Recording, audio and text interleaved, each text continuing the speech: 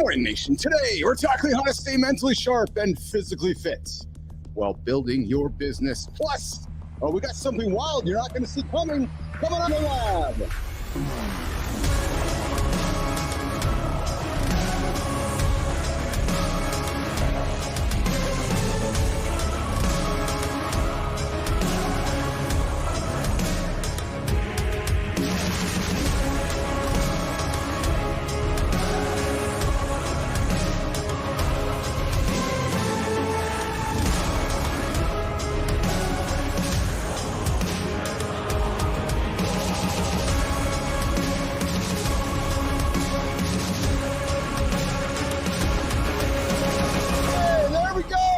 Happy birthday, Christina. Good morning. Mornings in the Lab is starting here today. It's Thursday, October 3rd. Mornings in the Lab with Keith Billis, SeeMarty Fit, John Anderson, producer Christina Flynn, who's one day older today, and we are going to celebrate that in a few moments. Hey, coming up today, surviving entrepreneurship. The guy on the show today, almost died. True story. Almost died from being an entrepreneur. Oh, yes, that's the hook. Listen, mental health, mental wellness is a real thing. Burnout is a real thing. Burnout will kill you.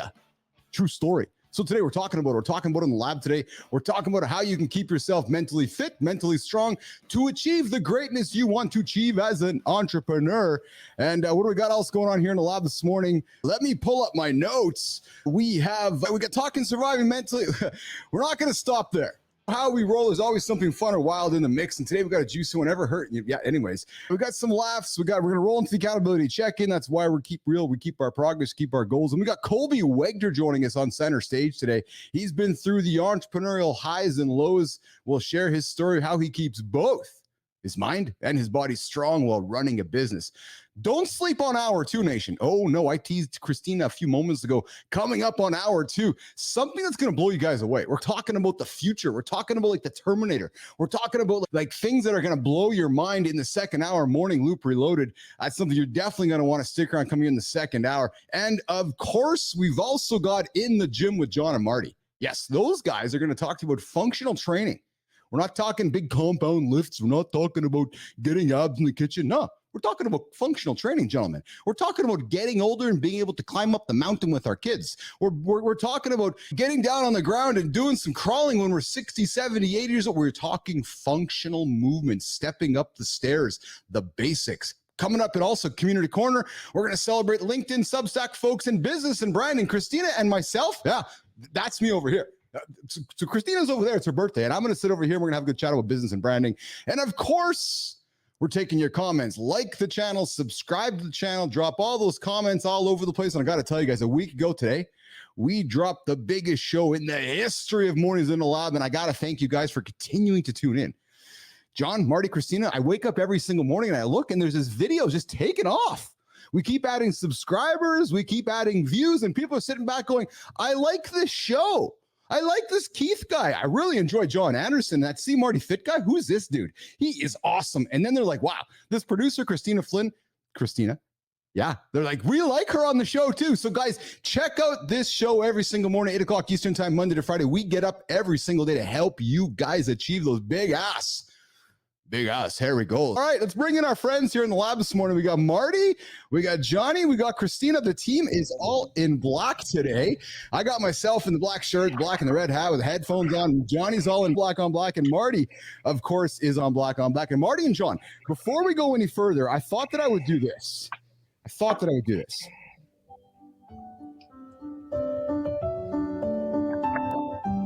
Happy birthday, dear Tina. Hey, dear Christina. Happy birthday to you. Yes. Wow. Y'all are like Charlotte Church, the voice of an angel. So what, four people, they call it a quartet, right? If it's four people, it's a quartet. What do they call it when it's only three? Yeah, what's it called? Anybody know? A triplet. I don't know. Are we having technical difficulties? I'm just turning my camera on over here. There we go. So I gotta wonder here, Christina. So when you joined this show with us, I'm thinking that you're like, all right, I'm gonna join this show with these bunch of yahoos, these guys that are doing this thing, talking about whatever they're talking about. And then your birthday shows up and you're looking on the calendar, go, oh, I get to hang out with these guys on my birthday. And then we show up and we serenade you with the sweet sounds of Keith, Marty, and John Anderson. Christina Flynn. Birthday to you. That's crazy. That's crazy. John Anderson singing happy birthday. You're welcome for that impression. That's hilarious. So Christina, I can guarantee. There we go. That was pretty good. That's true. That's true. I guarantee that. There's a different angle on the horizontal there, Jimmy. So I think you want to change the angle on the horizontal there, Jimmy. I'm not sure why that is, but anyways, Tina, I'm thinking to yourself as you were going through life, never did you think that you were going to get serenaded by John Anderson, or let alone Christopher Martin. Holy smokes! It's like 2024, and I have this highlight on my calendar. Johnny and Marty. She will never forget this day for the rest of her life. I hope it's as special to her as it is to us. Yeah, I hope so. Christina's really hardcore. She might There not we care. go. How are you guys doing? I'm a softie. Stop that. That's right. That's right. How are you guys We got today? both. I'm the same way. I got the tough exterior, but I'm a pussy inside. Yes, there you go. Oh, there you go. Yes. I'm tough on the outside, but I'm a pussy on the inside. John Anderson. That's it. Marty. Yeah, even my mom tells me all the time, I'm the biggest, and I'm the baddest, but I'm hands down the sweetest. Oh, man. So, Johnny, speaking of mom, hey, Nation, Johnny is in a hotel room somewhere on the planet, and his lovely bride, who we've heard enough of, Terry, she's just having a nice little snooze over her shoulder. So, Nation, we got to whisper. We got to keep it quiet so that Terry can get her sleeping. We don't want to wake her up.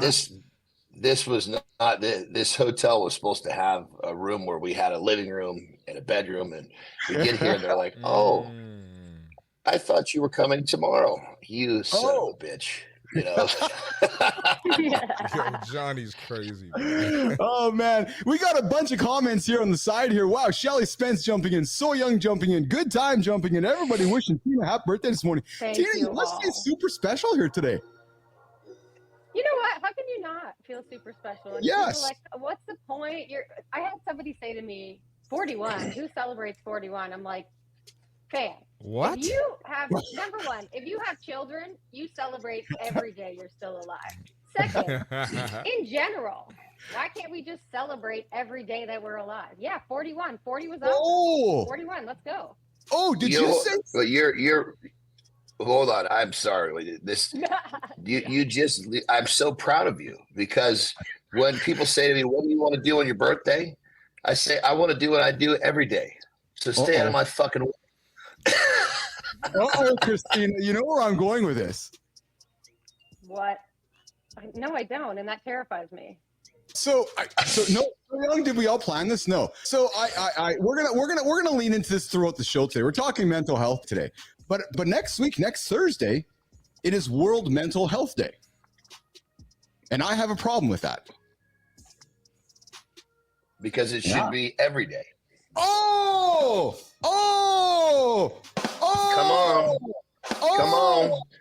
Come on. I agree. Should. I agree. It's just like this whole thing with fucking New Year's revolutions. Why wait till the fucking first of the year to start kicking ass? Come on, people. I agree. Marty, your turn, and we're gonna throw Christina on stage. Marty, You should wake up every loop kicking ass. There's no loop that you shouldn't kick ass. Because what are you living for? Now we're getting What are you living for, man? Come on. I think Hold on, Johnny. Mama's boy. Lay it out, you baby. know I'm a mama's boy, and my mom used to tell me back in the day, even though I was a challenged son of a bitch, I still woke up and kicked ass back then. Break it down for us, Marty. Make it real. oh my God, yes. I was a chubby sucker, you know. Chubby son of a bitch, Marty. Chubby son of a bitch. Chubby dumb son of a bitch.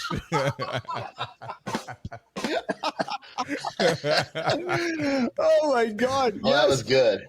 That was good. You know how we all feel about. So listen, Nation. Tina and I were having a great chat last night, and we all know we have all the love for Tina. We have all love for all of us, and mental health is nothing to joke about. Mental health is nothing to laugh about unless you're John Anderson or Marty doing an impression on John Anderson. I love you, Johnny. And I'm like, that's I love it too, brother. When people start making imitations, and I know that they came to the right side of the fence. Yeah, exactly.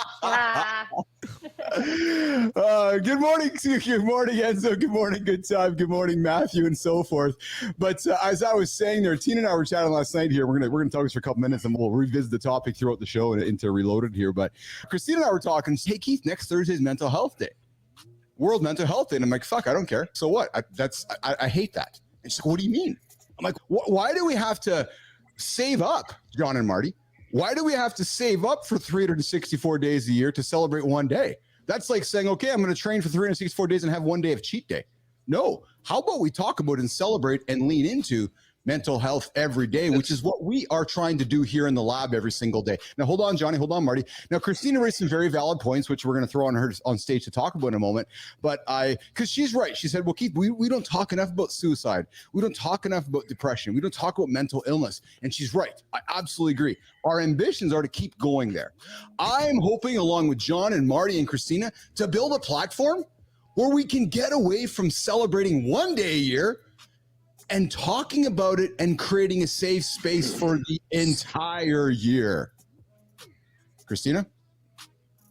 I would love that. But the reality is that's not the case right now. And I use the analogy of pride. Do I like the fact that every company and their mother changes their fucking logo to a rainbow and says that they support equity for LGBTQ people? No, I don't. But am I going to turn away their money? Am I going to turn away the visibility that they put on that specific day?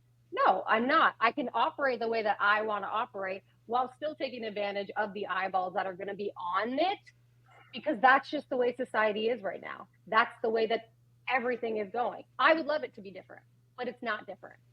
Not yet. Yeah, and listen, and that is a fair comment. I do not disagree with you there. So as I offered to Christina, yes, many corporations have stood up to say, hey, we're going to celebrate one day. What I'm proposing, as we have just started building this airplane, John and Marty, that as we continue to build our platform of influence, I will be one happy son of a bitch, John Anderson, when we got people talking mental health and it becomes a whole year of mental health discussion instead of just one day. Johnny Anderson, brother. It's like the whole fucking world's got this so backwards. Jesus Christ. Labor Day. We're celebrating Labor Day, so we fucking take it off. How about work a little extra hard on Labor Day? What the fuck is wrong with everybody's mindset? It's going, everybody's running from it. Start running to it. Yeah, it's hard to argue with that. Marty? Yeah, and I think this might be a little too far, but I think the mental health, I think we're in a mental health crisis, and I think that's leading to the obesity problem, if we're being honest, because a lot of people cope with alcohol, they cope connected with food. For sure. Yeah, Yes. it's definitely connected to it. They cope with a lot of unhealthy things, and I think if we prioritize mental health, things will be different in this country and Canada. Yes. Yeah, no, you're right, Marty. You're absolutely right. And listen, guys, great discussion. And here's what we're trying to do in the show, right? If we all agree, we're all not needed. So we welcome different points of view. I love hearing Christina Flynn's point of view. I'm very compassionate for a gay woman who's like, Jesus, why does everybody have to put the fucking pride flag up once a year? Why can't y'all just be like this all year? And I can't disagree with her. So I certainly agree with Christina's point of view. Like I said, and you know, we are hoping to build a platform where we're normalizing these concepts instead of rushing towards a one-day recognition of it. That's really ultimately the ambition here on the show. We're going to talk about it. Johnny. You know what cures this whole fucking problem? Is get rid of the labels, including Monday, Tuesday, Mental Health Day, Labor Day. Just fucking do it all every day. Jesus Christ, how difficult is this shit? Here's the thing. When you try to get rid of those labels, you also, in some ways, can risk erasing those people. I said to Keith the other day, he was like, what do I call you? If I'm referring to you... No, I'm not saying, forgive me.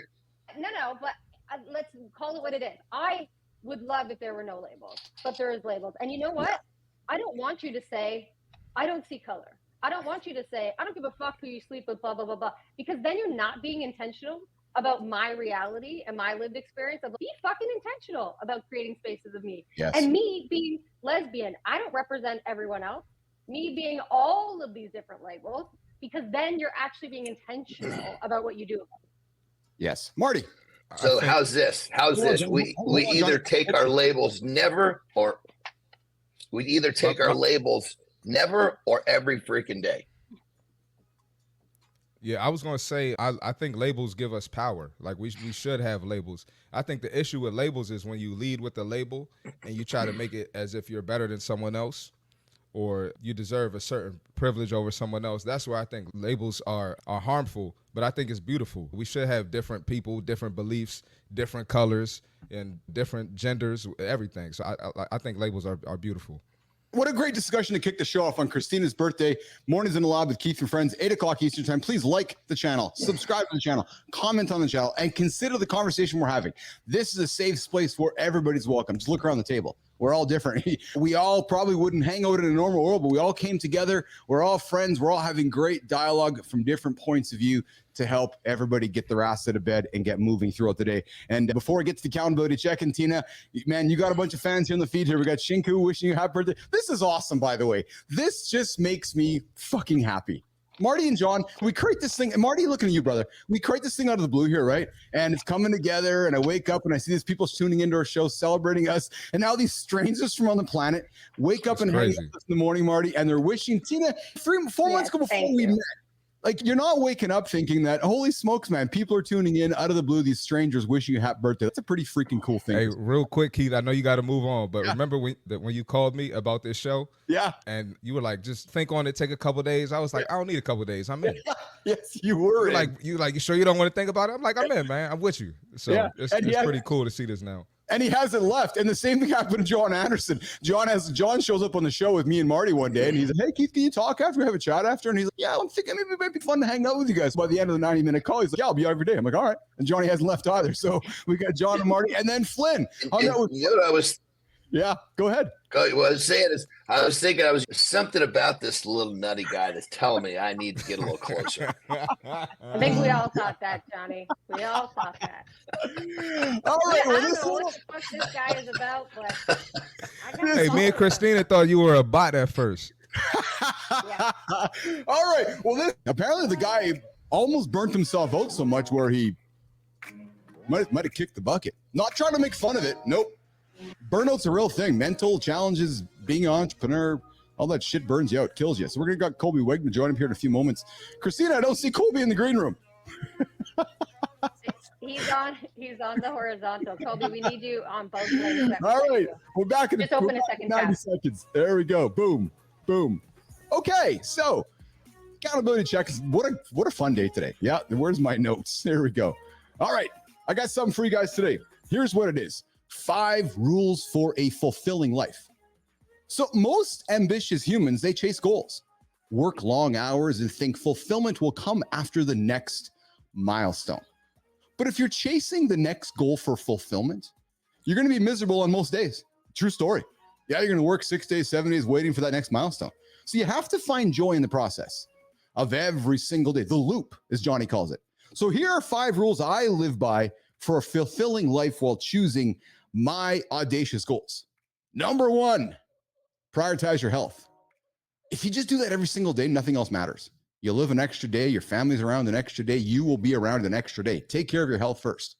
Kindness is an advantage. Oh, it's the number 1 pillar for me. If you're kind, I have all the time in the world for you.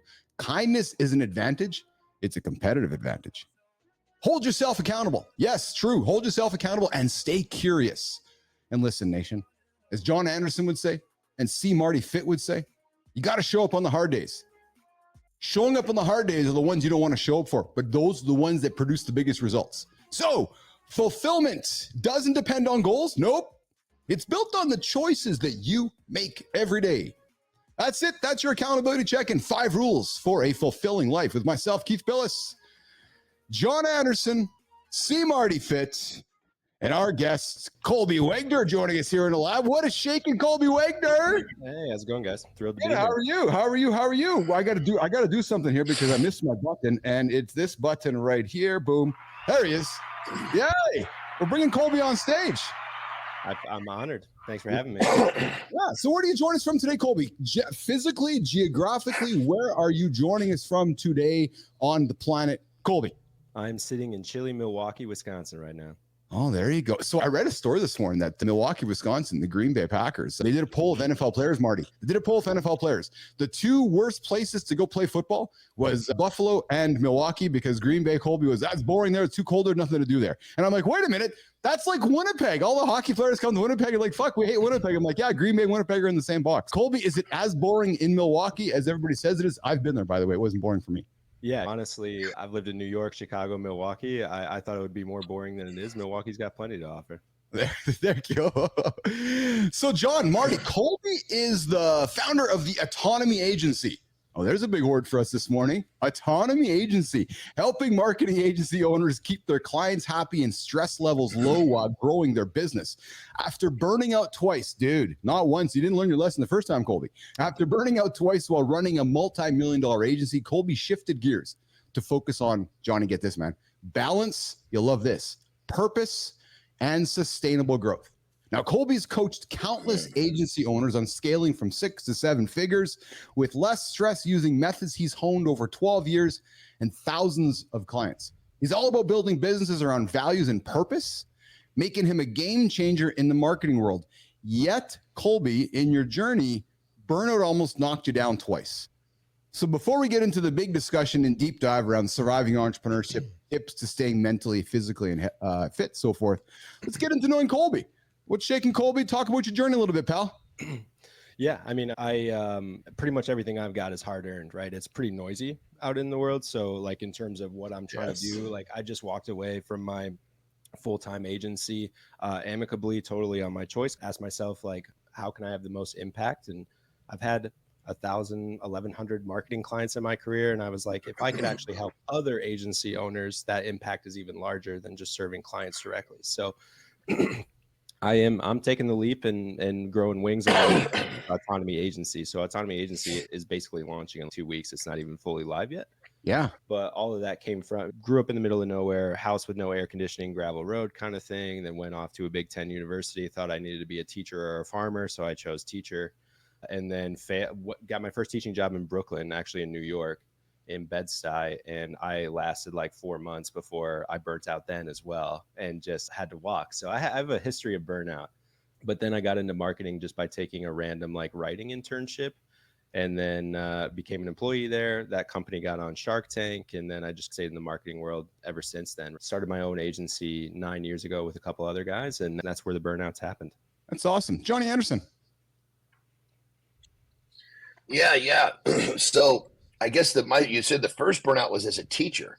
So what kind of talk to us about clearly this burnout, the pressure can come from many different angles or many different platforms. Talk to us a little bit about the one from teaching. I get the one from business. I totally get that. But teaching seems, from what I could see, maybe a little more of a controllable environment, but clearly I'm mistaken. It's interesting coming from the middle of nowhere to then living in New York, which was one of those things where I had visited a couple of years before, and I was there for 2 hours, and I just looked around, and I think I just said out loud to no one in particular, as I have to live here. And so that's where I got my teaching job. But the way it was my first job out of college. So I got hired as an assistant teacher at a charter school, and I was pretty much the only white person there. I was really excited about that because I'd only been surrounded by people who looked like me where I grew up. So I was like, this is amazing to experience something new. But within 2 weeks, actually half the staff quit. So I went from an assistant teacher to a full-time teacher, responsible for 5th and 6th grade. So it was like 100 students, and no pay bump, didn't even get like the promotional title increase or anything like that. And I was making $40K a year in New York to work 16-hour days. And so 4 months doesn't seem like a lot, but I lasted, I don't know, 800% longer than most of the people. And I by the end, I couldn't keep like food down, and I was engaged at the time. I was not a good fiance. I was bottling it all up. And so the final week, like just because I couldn't eat anything, I lost 12 pounds in a week, which is that's considerable for someone of my size. I'm not like crazy heavy person. And so it was just from a physical point of view. A couple of people said I looked gaunt, and I was like, maybe this isn't sustainable. So again, jumped off a cliff with no plan. And then I got the writing internship about a month after that. and that got me into marketing. So happened for a reason, but didn't know it at the time. No kidding. Marty. So clearly a very unique teaching situation. It wasn't like the average teacher situation burned you up. Okay, that's what I was looking for. I was like, there's no way this dude's getting burned up because kids are running the hallway here. No, teaching is one of those most rewarding, basically least paying jobs you could ever have. But if you're in a soup of a situation like I was, it was one of those things. Where is the reward? There's only downside. Talk about, so you made the transition from teaching. Did you have a passion for writing, or was it like, I just need to get a job and get into something? And then you stuck around with marketing. What was it about marketing that made you want to stick around and stay in that field? Yeah. I love the question, Marty. Originally, I was just like, who will pay me to write? Because I was convinced I was going to write like the next great American novel or something. Right? And I was also desperate. So like it's not a good look to be engaged and for the woman of your dreams to be like, oh, you just left all this money, you're a deadbeat, get something, right? I've always been a hard worker, but I did not feel good at the time. And so when someone just offered me a $300 a month in New York, which is obviously poverty, to write some blogs, I was like, I'll take it. I can write. Let's give it a go. And the way that looked was basically I was just sitting among other 20 somethings in an office in Chinatown. And I saw what they were doing after about 20, 30 days. And so I just went to the owner and I was just like, hey, I think I can do what they do. I've never done it before, but it looks easy enough to me. Can I have a job? And because it was one of those startups, they're like, yeah, sure. And so I basically turned a $300 a month thing into a conversation of, hey, I have no experience. And I think it was like 30K or something, still super low. But that was my fortune of just making the ask. And they said, yeah. So I never had any intention of going into marketing. I always wanted to write. And the older I get, the less likely I'll write that great American novel. But I do write every day still. And mostly for like personal brand stuff, which we might get into later. Awesome. Hey, you're hanging out with Colby Wegner, Keith Billis, John Anderson, and SeeMarty Fit. Mornings and Live with Keith and Friends, the only morning show to get you guys out of bed in the morning and help you prevent hitting that snooze button. If you hit the snooze button, you're already 9 minutes behind, so get your fucking ass out of bed right now. All right, it's time. It's time to do this. We got a young man on the show. His name's Christopher Martin. He's lifted a couple things in his life, Johnny. He's put them down, too. He's run a few times, too. And he's thrown a few basketballs in his life, too. And he's got some advice for you guys that's going to help you today. Come on, Marty, man. It's your time, brother. Go ahead and get it, brother. Go get it, Marty. Let's do it, man. All right, we got the fitness tip for today. How to change your body in 1 year, the minimum effort needed. And 1 year is great because you're going to develop these habits and you're going to get to a point where you don't want to stop. Me and Johnny talk about this all the time, all right? If you want to see real changes in your body over the next year, you do not need to spend hours in the gym. You need to focus more on consistency, all right? The first thing you need to be consistent with, strength training. Focus on compound movements, squats, deadlifts, presses, and some pulls as well. All right, these are exercises that's going to hit multiple muscle groups. You're going to be efficient, get the best bang for your buck, and burn a lot of calories. Cardio, 2 to 3 times a week. All right, you don't have to overdo cardio. Do you need cardio? Absolutely. But it should not be your focus. It should be sprinkled in with that foundation of strength training. And keep your cardio simple. You don't have to do backflips and burpees and jump off the steps. You don't need to do the crazy stuff you see the influencers doing. Walk on an incline. You can run. You can do cycling. You can do outside things, play with the kids, but get some cardio in. This is going to help you burn fat and improve your cardiovascular health. And last but not least, come on, man, we talk about it all the time. Nutrition. Eat more whole foods. Eat more lean protein. All right? Reduce the processed food. Reduce sitting at the drive-thru, Chick-fil-A, Popeyes, McDonald's. Cut the fast food out. Five Guys, okay?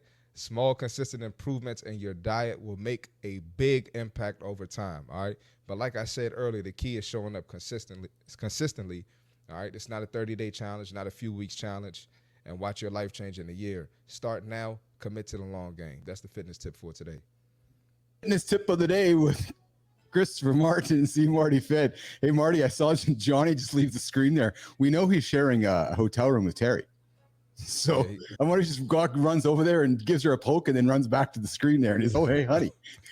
Is that what you think he did? I'm taking a piss. Are you kidding me? Shit. Although I'll give you this. And Mark, just check this out. We had a hotel room with a living room, so she could stay in the bedroom, and we show up here, and they're like, "Oh, I thought you guys were showing up tomorrow." Like, oh man, That's crazy. But, yeah. The good news about this place is Yes. the bathroom is so close. Oh, Normally, I'm hustling to get back here when I'm at home because the bathroom's a hell of a long ways away, especially in the guest house. Christ, that's why I'm always late coming back. I'm in the studio. But the $1 million question, Marty, and Colby, this is new to you. The $1 million question for Business Athlete Nation this morning is, Marty, does the hotel room have a bidet?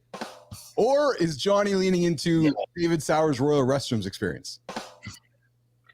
You know what? What I have to do, it's good. No bidet. First off, no bidet. So what I got to do is I got to sit down. I got to do my business. Then I just got to climb over about 2 steps away, get in the tub, and I turn that into my bidet. Jesus mercy. Can you get this guy? What's up with this guy, man? Oh my God. MacGyver with it. This is awesome. Oh All right. This is Keith Billis, SeeMarty Fit, John Anderson, and Colby Wegner. We're talking using shower heads for bidets here, Mornings in the Lab. But what we're really talking about this morning is surviving entrepreneurship. Tips to stay mentally and physically fit in a world of constant just mental battles. Colby, 72% of entrepreneurs report mental health challenges like anxiety, depression, or burnout. That was a source from UC Berkeley, study on entrepreneur well-being. Colby, entrepreneurship often demands long hours and constant stress, leading to poor physical health choices. Colby, how has your personal experience that you shared with us during Center Stage, how has it changed your approach to physical fitness today and maintaining a healthy lifestyle? A pointed question to you. Do you start your day taking care of your physical human first? And if the answer is no, why not? And then third, did you not learn your lesson? Colby Wegner. Man, getting called out. Yeah, I like it. I will say that there's always more to do, right? Like even listening to Marty's segment there, like that was just a personal thing in my mind where it's, you know what, he's absolutely right. There's more to be done.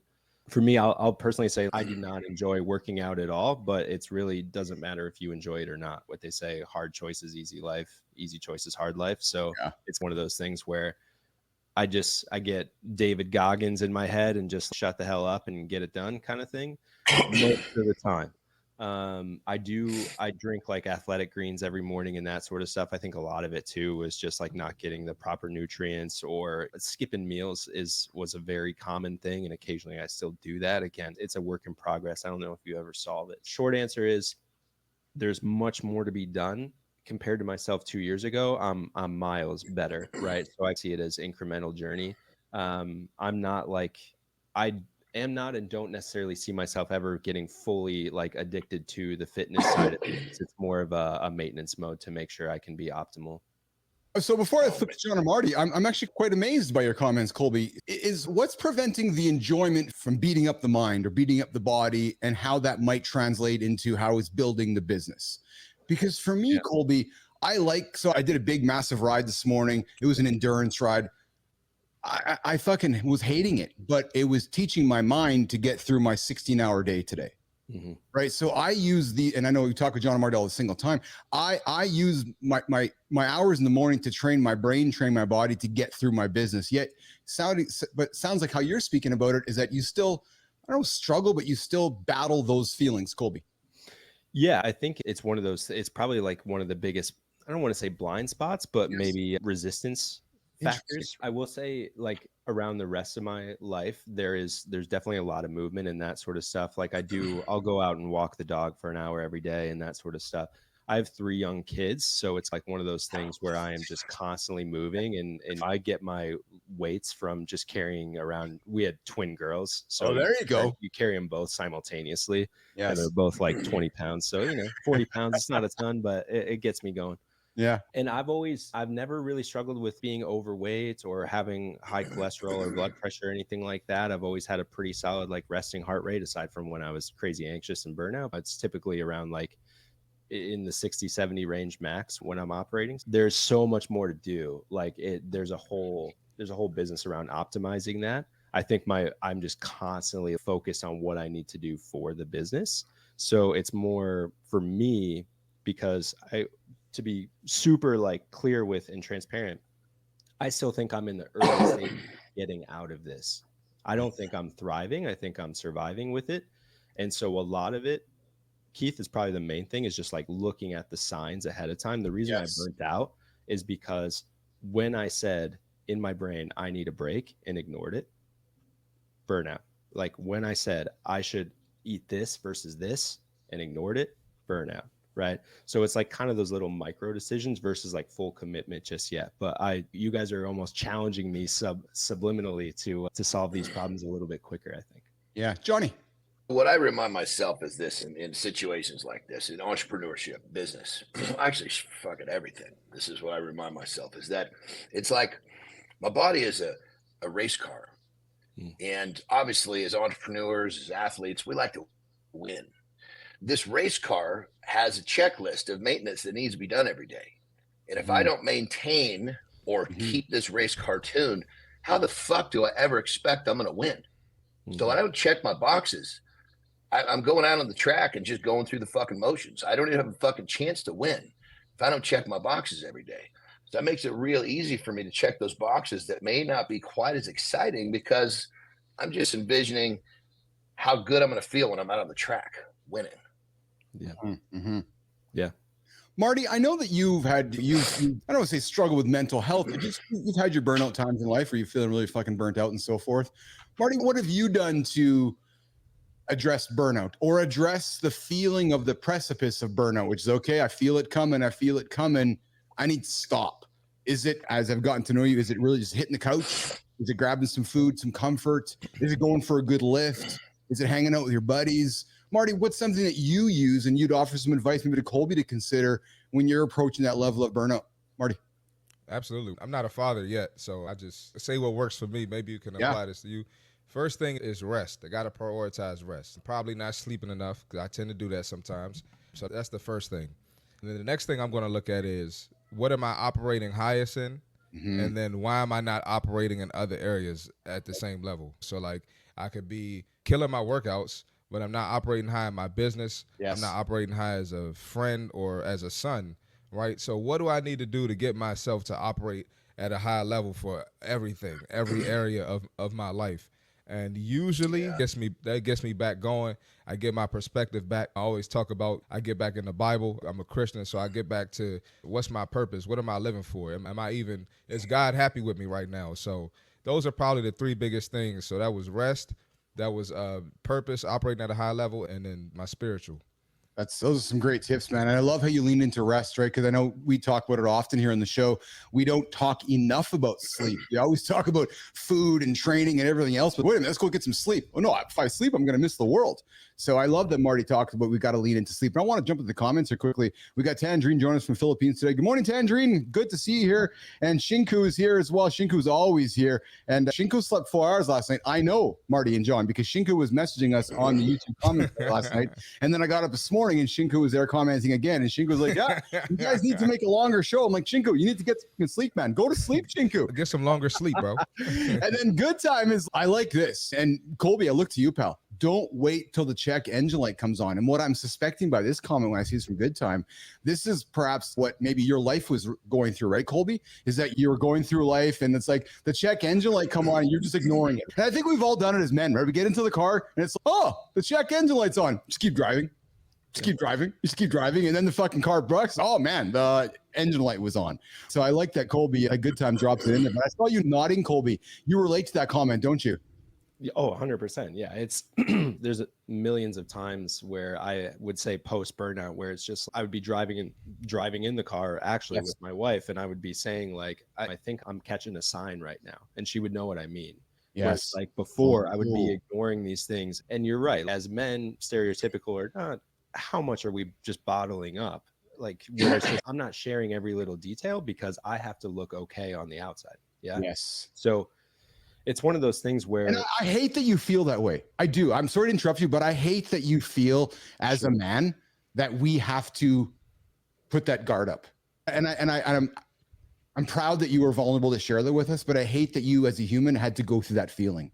Yeah. Right. And it's one of those things too, where I'm doing it so much less now. And Yes. that's why I wouldn't change anything, because I've come out the other side. Like when you said the 72%, that seems low to me. Oh yeah. So the fact that I've come out the other side, that's why I had to fulfill my purpose. Like the reason I walked away from my agency, just to tie it all together 30 days ago, was because I just asked myself the question. I was like, can you reach your full potential here or somewhere else? Oh, Right? And I didn't have an exact plan per se, but it was like, once I knew the answer to the question, that's where I am actually so grateful for the burnouts, because when you're in burnout, it's just you're that knotted up ball of yarn and you have no idea which string to pull to get it unraveled. Yeah. Yeah. But when you have that as perspective, and I have what I call a true South story around teaching. I don't know if we have time for me to share that. It's like a minute long, but that one true South is what I compare almost everything against, to be like, damn, I'm lucky. I've got a ton of positive things going here. And because when I see what else there is, like I walk around now, guys, and it's 2024. It's an election year. A lot of people are pissed off right now. Yeah. Cut off in traffic. And I walk around now being like, man, why is everybody so angry? But 2 years ago, I was that all day. Yeah. So they need support. It's not that they're bad people. It's that they're on their own. That's right. Hey, you're hanging out with Colby Wegner, Keith and John, and SeeMarty Fit here. Surviving Entrepreneurship Tips to Stay Mentally and Physically Fit. We got AJ Zeglin, our mental psychotherapist, in the green room, joining us here in 2 minutes. John Anderson coming with a lifestyle tip in a minute as well. But I want to quickly throw a quick question on the screen here, Colby, for you from our friend Matthew. Before I get to that, Tangerine, thank you. I just love watching this channel, and we just love having you here. And if you haven't, I invite you to subscribe to the channel. Nation, if you're tuning into the show for the first time, the morning show, Mornings Alive with Keith and Friends, we go 8 o'clock Eastern time, Monday to Friday, the only show to get you guys going and get you guys started and help you guys hit those big, audacious goals. And we got a question coming in from Matthew saying, Colby, how do you set limits without limiting yourself? Colby will answer that. We're going to go to a lifestyle break and then come back with AJ Zeglin to continue the conversation. Colby. Yeah, setting limits without limiting yourself. That's a really good one, because a lot of us are always thinking, if I do less, I get less. I honestly think it's energy management more than anything. So many people I talk to, and I think it's just rather universal, if you haven't gone out on a limb, is that you're tying your value to your time. And it's just not true. It's not the way to build a sustainable business, let alone a life that you want to scale. If you're trying to upscale your life, you can't tie your value to your time. Yeah. Right? It takes a long time. So what you're really trying to transition to is, what is, in terms of this question, what is the one thing that is the highest leverage today? So for me, I just write the top 3 things I'm trying to get done every single day on a piece of notebook paper. And then I put an exclamation point next to the highest leverage activity. That's the one I'm going to start with. Right. And maybe I don't get the other 2 done. Many times I'm getting better at limiting myself to make sure I don't over plan. But if I don't get that one thing done today, I feel stagnant. So it's like, what's the highest leverage piece? And it's never going to be like, I need to just cross off this task. It's going to be the hard thing that most people wouldn't even attempt, because it's too difficult. They'll hit a wall. They don't want to do it. So for me, it's like those little actions every day, because, it's the whole 1% better thing. You're 37 times better if you do it every day. Most people give up way before then. So it's just do the stuff in the dark that no one's watching. What's the highest leverage thing? So if you stack a bunch of high leverage things, even if nobody's watching, you worry about the action, not the result, you will not be limited. You'll go beyond what you actually set as a goal, because you didn't really have the result in mind to begin with. So there's no way you could know how amazing it will be when you get there. Holy smokes. Colby Wegner is dropping truth bombs in this show this morning. John Anderson, SeeMarty Fit. Johnny, I see you leaning into this, because it's also time for this. Colby, you got to come on the show more often, man, because you are dropping after truth. You guys make it easy. You're fun to chat to. Truth bombs with Colby Wegner, but right now it's the lifestyle tip with John Anderson. All right, today's tip is inspired by today's conversation. Whether you're an entrepreneur, or you just got a job that's stressful, or maybe you're a stay-at-home parent and life is stressful, we all have these pressure cooker type situations in our lives. And sometimes it feels like the walls are closing in. Feels like tomorrow is not going to come. Feels like you just don't know if you can do it. Here's the tip. If you're listening to this message, I want you to remind yourself, you've got a 100% survival rate, which means You've made it through the challenge before, and you'll make it through the challenge again. And the best part about it is every time it happens, you get a little bit better. So embrace it and remind yourself you're going to be okay because you have a 100% survival rate. Rock and roll. John Anderson, the lifestyle tip dropping every day here at 9:45, 8:45 Eastern time. Hey, we're back with AJ Zeglin, Keith Billis, Colby Wegner. We're talking surviving entrepreneurship tips to staying mentally and physically fit here this morning. And we've been leaning into Colby's story. Man, Colby is just dropping truth bombs left and right here on his struggles. AJ, I know you're joining us right now here. And AJ is our resident psychotherapist here in the lab. He's a strength coach, fitness coach, but most importantly, he's a mental health coach, helping you guys achieve those big ass goals starting from up top here. And AJ, I'm not sure if you heard the beginning of the conversation, but Colby has been through a number of journeys in life where burnout has guys coming through your clinic talking about trying to get through overcoming hustle culture, overcoming my mental challenges and so forth. We're having this big conversation today with Colby around battling mental illness. But I want to throw something else on the table, on the contrarian side of things. 30% of entrepreneurs report feeling physically exhausted, AJ, but believe it's necessary to sacrifice for success, which is this whole idea of I gotta go. I don't need to be fit. I'm just gonna go fuel myself on Red Bull and Coke and high-fat foods, and I'm gonna succeed because I'm going to outlast everybody else. I see Colby nodding here as I was saying that. AJ, dude, you've been around the planet with enough guys. When you hear me say that, what's the thought, man? AJ.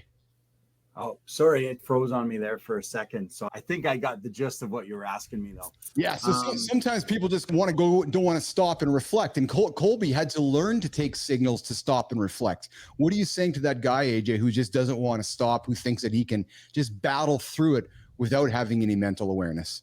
Yeah, for sure. I think there's almost like this perceived or this perception that it's part of the process, right? And that because they've heard other stories about other people sharing their stuff. This is what I went through. This is what, when there's this kind of like badge of honor. Yeah, I remember working 24 hours a day, 7 days a week, never sleeping, never taking care of myself. The funny thing, though, is if we really look for the clues and if we talk to entrepreneurs who have been successful for a long amount of time, what you'll find is that they're actually telling you to try to avoid doing that if you can. That what they learned along the way is that they do have to take care of themselves. They have to treat themselves like they're someone they're responsible for taking care of. And sometimes we miss that part. We're so infatuated with, hey, how did Keith do this? How did Keith build his first business? When really, if we're really listening to what Keith is saying, hey, yeah, this is what I did to build my first business. But if you really want to know, this is what I learned along the way. And this is what I do now. And I think that's what we should be focusing on more, because when you talk to a lot of entrepreneurs that have had continued success over a period of time, they're not telling you to work 24 hours a day nonstop. Yes.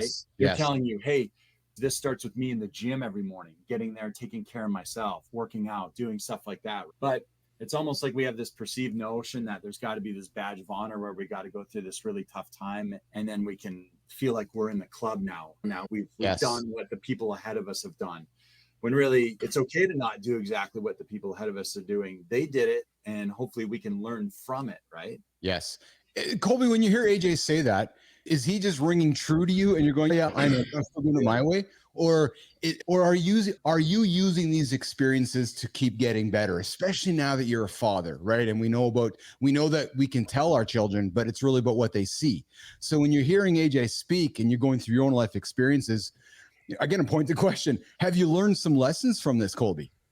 Yeah, absolutely. And that's where I feel I was actually in my mind, I was thinking as AJ was speaking, is like using those experiences to help a future generation, whether it's your own kids or in my case, obviously my own kids, they're all young though, 4 and under.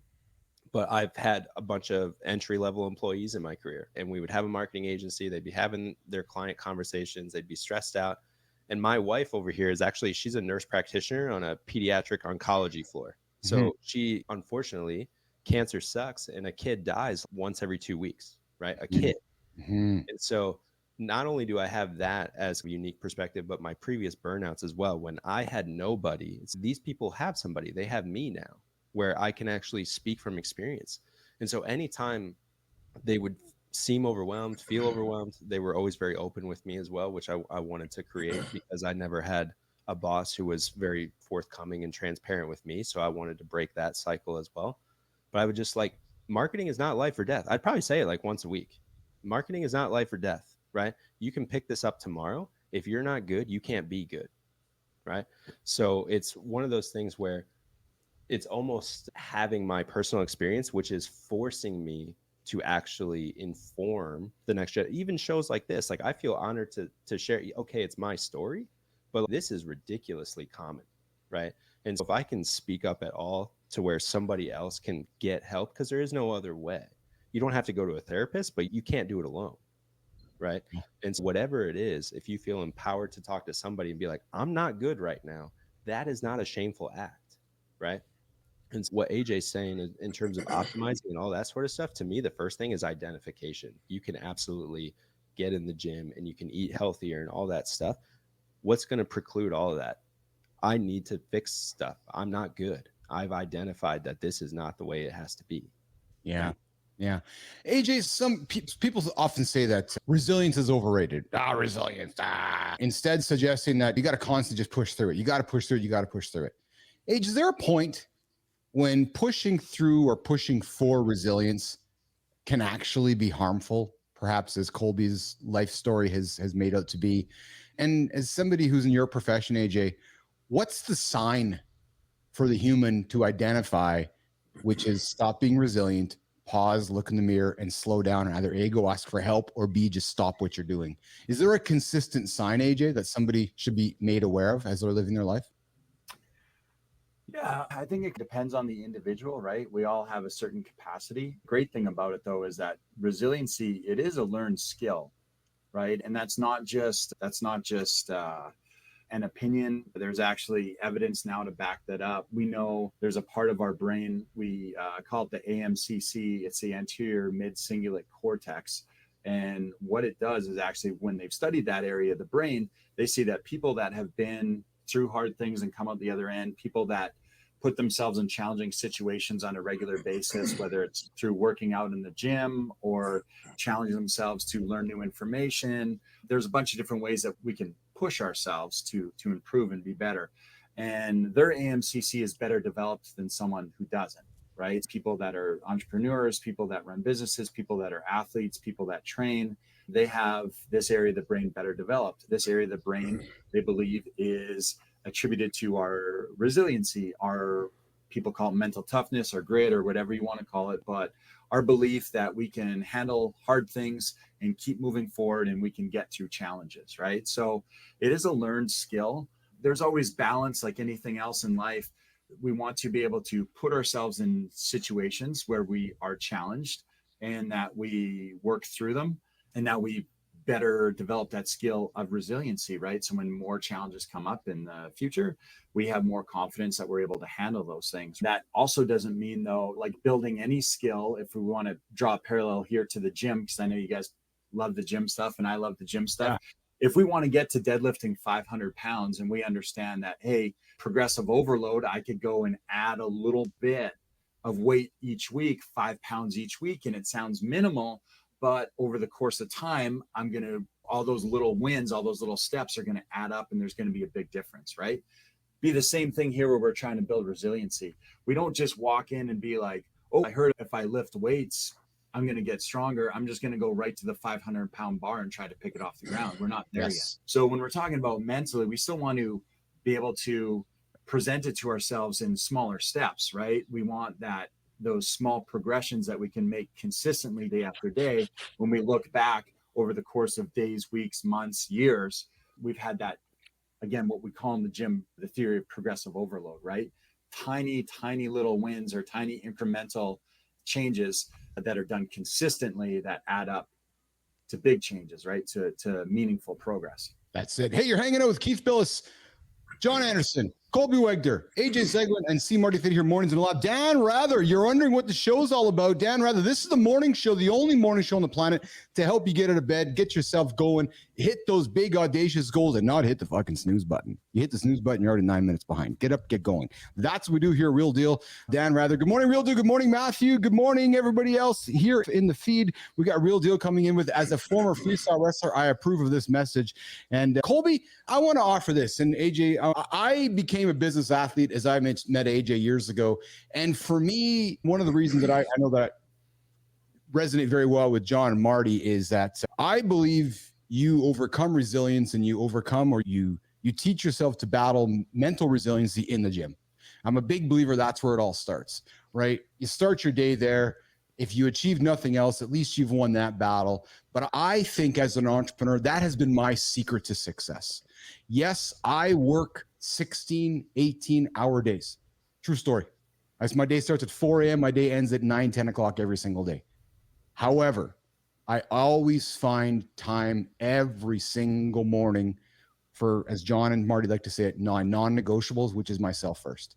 So I hit the gym, I hit my heart, and then the rest of the day comes. If I don't do that, then nothing else matters to me. So that would be the advice I would offer on the table. And before we get into Christina's tip here in a second here, John, a quick comment from you, and Marty, comment for you before we wrap up this segment. Johnny. Yeah, for sure. I think what people tend to miss in this whole thing is creating resilience. You're going to, when you are keeping your own personal cup full, right? Then there's more of you to do what you need to do. But when you somehow miss the mark and you're filling up cups outside of yourself first, there's nothing left of you, and then you fall apart. So if you start off with you, because you fill your personal cup, it's going to feed the other cups, and it's going to feed the other cups with a better you. So keep filling up your personal cup first. Yeah. Easier said than done, Johnny, but you're bang on, brother. You're bang on. Marty, some words from you, brother. Yeah, definitely. See, it's necessary for being a man and a woman, but this is a show for men. But it's necessary for being a man. You're going to have to learn that we're going to run into obstacles. Once you get over one obstacle, there's another one coming. There's no overcoming just, hey, I'm in a great part of life now. Everything's going to be smooth sailing. So you got to do what's necessary. So what AJ was talking about, the working out, helping your cognitive function, helping certain parts of your brain that are going to help you overcome that adversity. Resiliency is everything. Yeah. AJ, final word to you, pal. Give some words of advice for Colby and for Business Athlete Nation tuning in this morning on, give somebody a tip to help them get through the day and stay mentally and physically fit. AJ. Yeah, I think, what everyone was just saying here, it's important to take care of yourself. And we often think that somehow there's a perception out there that if you take care of yourself, it's somehow selfish, right? And the idea is that we're not just responsible for ourselves, we're responsible for everyone around us. That might seem overwhelming, but we're a coworker, we're a father, a brother, a son, a friend. We have lots of responsibilities and lots of titles that we carry in our life. And we're responsible for everyone around us as well as ourselves. And by taking care of ourselves, we better uphold those responsibilities to everyone around us that we have in our life and in our social circles. By not taking care of ourselves, it's almost more selfish to actually take care of ourselves. And I think we got to have that perception shift, right? Taking that time to take care of ourselves is an integral piece, not just for ourselves, but to help us fulfill our responsibilities of who we are in our society. Yes. And as we wrap this segment up, I'm glad you said that, AJ, and Christina, bringing this back to the start of the show. If we are instilling this thought process every single day, we're not waiting 364 days to talk about it once a year. And that to me is this mindset here, which is let's do something about it daily instead of waiting for it. I'll start on Monday. No, start it today. All right, we'll wrap it up this segment with Keith, John, Marty, Colby, AJ, and Christina Flynn. We're got Brian Bite coming up here quickly. And Dan Rather, I'm glad you're on the show here this morning. I'm just curious, what have you accomplished yet today? Anyways, so AJ, good to have you here this morning, brother. Awesome to have you here every Tuesday and Thursday here with the Minefield with AJ Zeglin. Marty, I'm laughing over here as well. Yes. Colby, thanks for joining us today as well, pal. What do you got going on today, brother, before you get out of here today? Yeah, today it's all about meeting some people in person. Just that fills my cup a ton. COVID, if I learned anything from it, is get out of the house and go talk to people Good. And what did you say? And one thing, what did you take out of today's show, brother? Did you get something to walk out of today's show and go, fuck yeah, I gotta go lift my kids and go to the gym today? No. Too many things. I've already forgotten more than I could retain. But no, what I will say is I think you guys are doing amazing work in terms of keeping this message moving. And if I can be one small cog, that's amazing. But you guys definitely challenged me personally to like, yep, a little bit more fitness, a little bit less excuses. Awesome. Hey, Colby, I got something for you, pal. Will you come back in a couple of months and just there we go, baby. I'd like you to come back in a couple of months, and I'm gonna see what I say next with half truth and half joking. Come back in a couple of months so we can hold you accountable. And what I mean by that is come back so we can talk about it and we can say, hey man, what have you achieved since you were last on the show? How's that sound? I'm there. This is the most fun I've had in a long time. So I appreciate you guys. Awesome. Let's do that. And then right now we're gonna do this. Oh, AJ. So this is the part of the show. You're still new to this whole experience, Zeglin. So this is the part where Tina gets her body moving and the dancing comes out. And hey, Colby and AJ, it's Christina's birthday today. So let's not be ignorant of that part. Tina, you're on with the personal brand bite. AJ, thanks, brother. I'll text you later. Colby, let's go, Coach Tina. On the show here today. Thanks Colby. Thanks, guys. All right. You. That's it. All right. So today we are going to take your brand messaging from meh to fuck yeah. And we're going to do that with just 7 simple questions. So let's get into it. Be honest. Does your brand feel a little bit meh? Doesn't really feel like you. Deep down, I know that you're not average, and so do you. But if your profile isn't hitting, it's probably missing the mark on 7 questions your audience is asking, whether you realize it or not. So if you want to take your brand from meh to fuck yeah, you've got to answer these questions really clearly. Number 1, what do you talk about?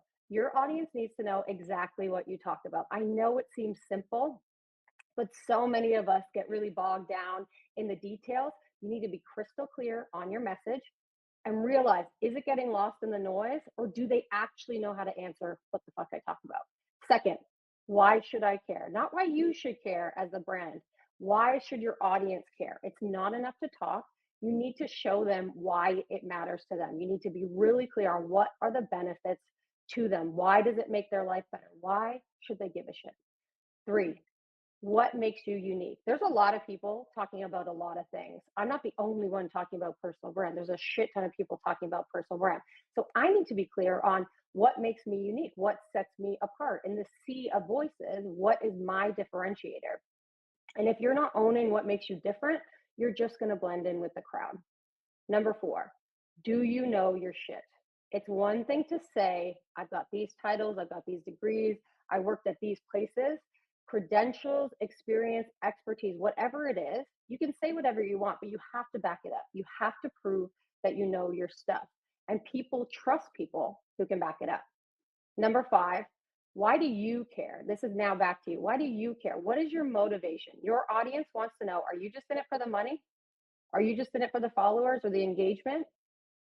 Why do you care? What drives you? What motivates you? Share the why behind your brand. That's actually what makes it relatable. Number 6, we're almost there. Why should I trust you? This is where the proof comes into play. Like I said, you can say whatever you want. I could say I'm an MIT grad. You're not going to go searching out that information. The proof comes in the testimonials, the case studies, the real life results. Whatever shows that you're legit and that you're actually out here doing this work, not just talking about it, show it. People need that reason to trust you. And lastly, the one we all forget, what do I do next? Make an ask. CTA, call to action. You want to tell them what's the one thing that you want them to do if in that moment they are sparked to do something as a result of something that you said. Be clear. What link are they going to? So if your brand feels stuck in meh territory, check out and check yourself against these 7 questions. Are you answering them? If not, start there. When you get it, trust me, your messaging will change. We want to take you from meh to fuck yeah. It's really that simple.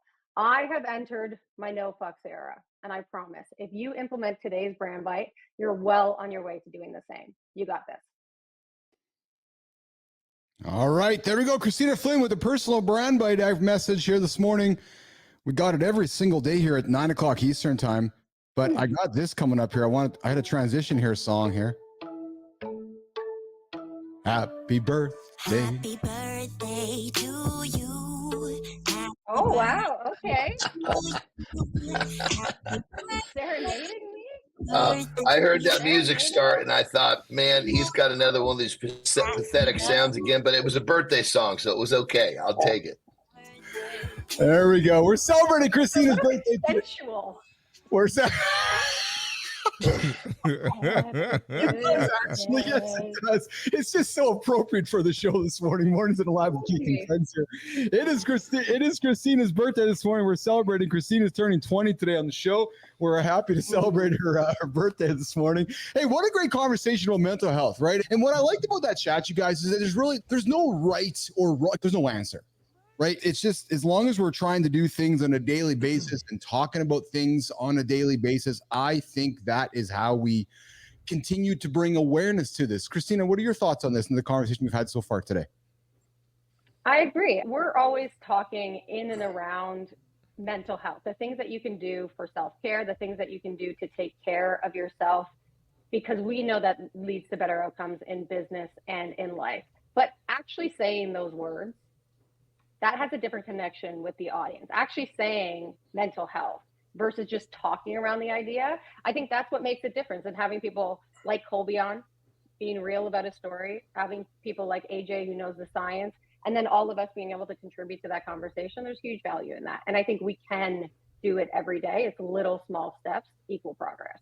Yes, exactly. All right, so Jimmy, I'm putting something in in the feed here for you, Jimmy. If you can pull it up on the horizontal for me. I got something fun I want to quickly go through with you guys. I teased it at the beginning of the show here. Some of us may or may not know about these new sunglasses that Meta has released onto the market, right? Sunglasses, regular glasses that have cameras in them. And I was reading my news last night and I was like, holy smokes, that's pretty freaky. So to those of us like myself and Johnny grew up watching Arnold and the Terminator and all these science fiction movies, and people have glasses on when they can scan around, recognize somebody by just seeing them. And what I mean by that is that I could put my glasses on, look at Marty and look at John in a crowd, immediately know their name, where they live, know their address, know everything about them instantly and immediately. Let me show you what I'm talking about. So I'm going to play this here quickly on the screen here for a couple minutes here. Jimmy, I'm going to pull it up here on the horizontal, on the vertical here, and we're going to rock and roll this here. So let's check this out.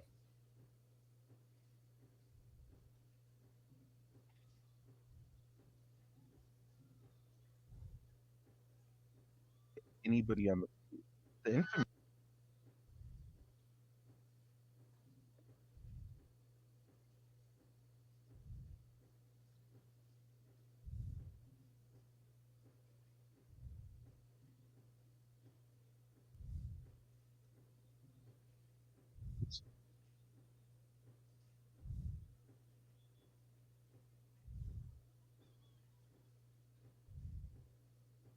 Whoa.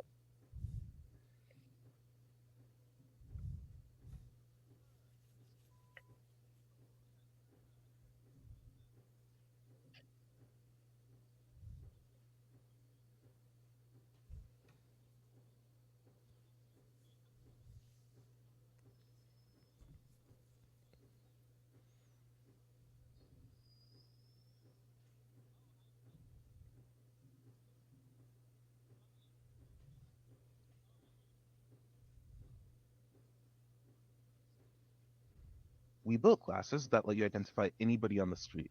The information our tool collects from just a photo of your face is staggering.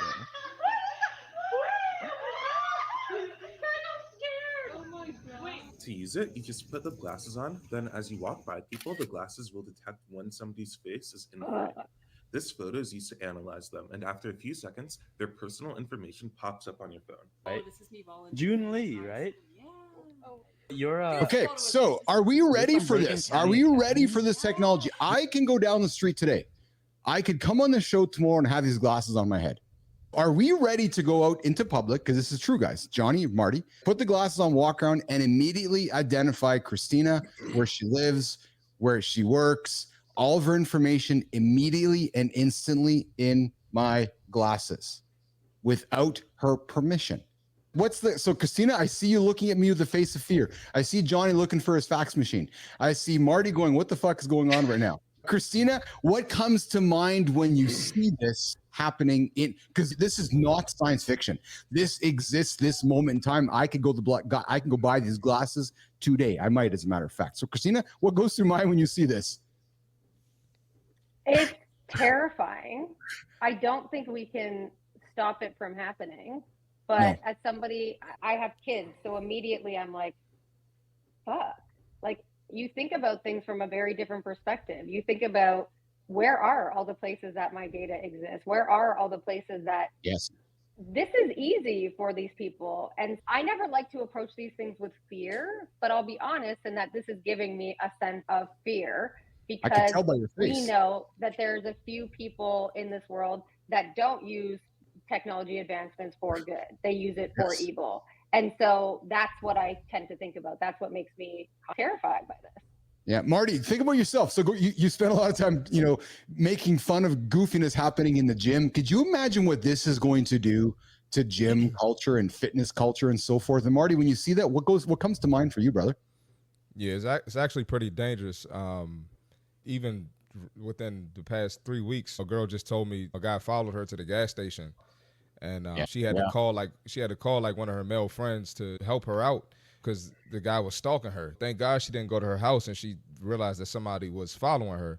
But this is absolutely dangerous. Now, if you wanted to give these to cops and the military, that's one thing that there's still some issues with that, but that would make more sense. But just for a regular civilian to have it is crazy. Not to get crazy, I've had women pull up to my house unannounced. So it's just like, maybe. It's just not maybe that's not a bad thing, Marty. Johnny, you have 3 daughters. You have 3 daughters. You have a grandchild. You're seeing this technology. You wear glasses. I wear glasses. Man, I know you and I joke all the time about the fax machine, but you're not a dumb fellow.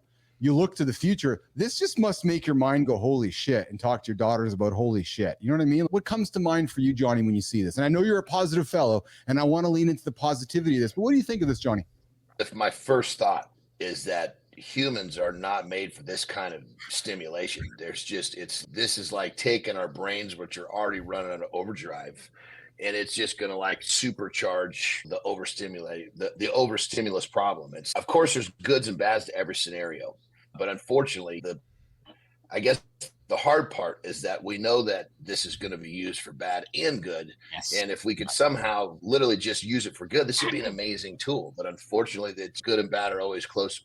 They're kissing cousins. And this thing looks like it can have, just like AI used properly, is an amazing tool. You take something like this, you put AI side by side in the wrong hands of the creative mind, man, the creative mind on the wrong side of the fence could really do some damage. So I hope that as we keep getting deeper into this technology and the power of technology, that humanity starts to realize that, hey, we're all the same. We're all on the same team, and let's start treating each other that way.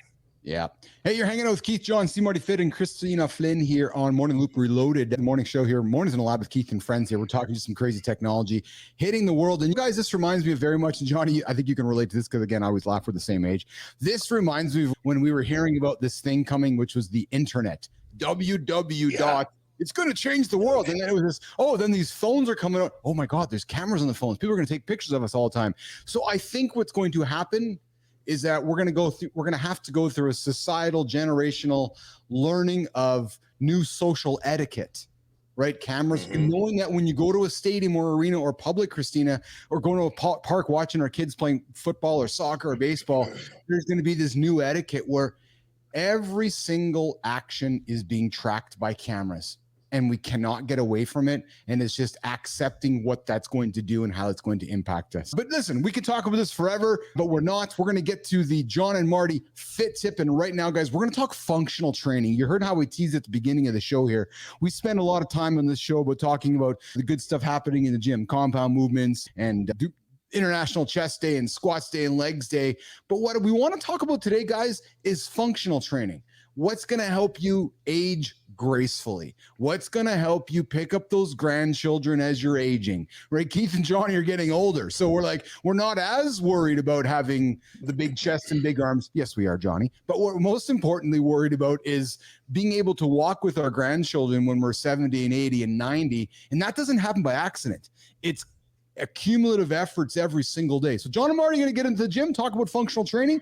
Keith and Christina are going to get out for a few minutes, and we're going to come back with the community corner and come back and wrap up the show with business and branding with Keith and Christina. So Christina, let's get out of here. Let's let the boys get into the gym and teach Nation, Business Athlete Nation, about functional training. Does that sound a good plan? Let's do it. Let's do it. All right, let's get out of here. Boom. Let's boom. go, baby. You guys are. Let's get it, man. What do you think, brother? I think we should start off by pointing out some of the things that everybody does at least every day, sometimes maybe multiple times per day. And that's just the simple movement of getting up and down off the toilet. That's an issue that as people get older, they're having a hard time. And what mimics that? Squat. Yes, sir. What other movements does this totally? What other movement? The squat will cover a whole lot of those functional movements that are going to need to be. Let's run down a list of that. The toilet, that's number one. What else? Yeah, sitting down at your work desk. A lot of people work from home now. So anytime. I mean, how many times in a day do we find something to sit on? Hell, and it's that there is the squat. What else? Football. You got? How many times are you getting up to get your Cheetos? Think about that. When you can't get up to get your Cheetos because you didn't squat, you're going to be pretty bummed out. Yeah. and then talk to the people that think that because their knees hurt or they have quote unquote bad knees. That's another conversation. They think they're not supposed to squat. And I don't want to shit on any other trainers, but I've seen trainers allow their clients to get away with not doing squats because they have quote unquote bad knees. So what does that mean, and why should people squat in that situation? First off, the body was designed to be used in certain pathways, if you will. And generally speaking, and I've dealt with this a ton, and I agree with you, Mark, when people have bad knees, it's because they've been using that joint out of its natural path. So if you start to use that joint in its natural path, it will actually strengthen, regenerate. So like when people come to me and they say, oh, I can't squat, first thing I do is I say, show me.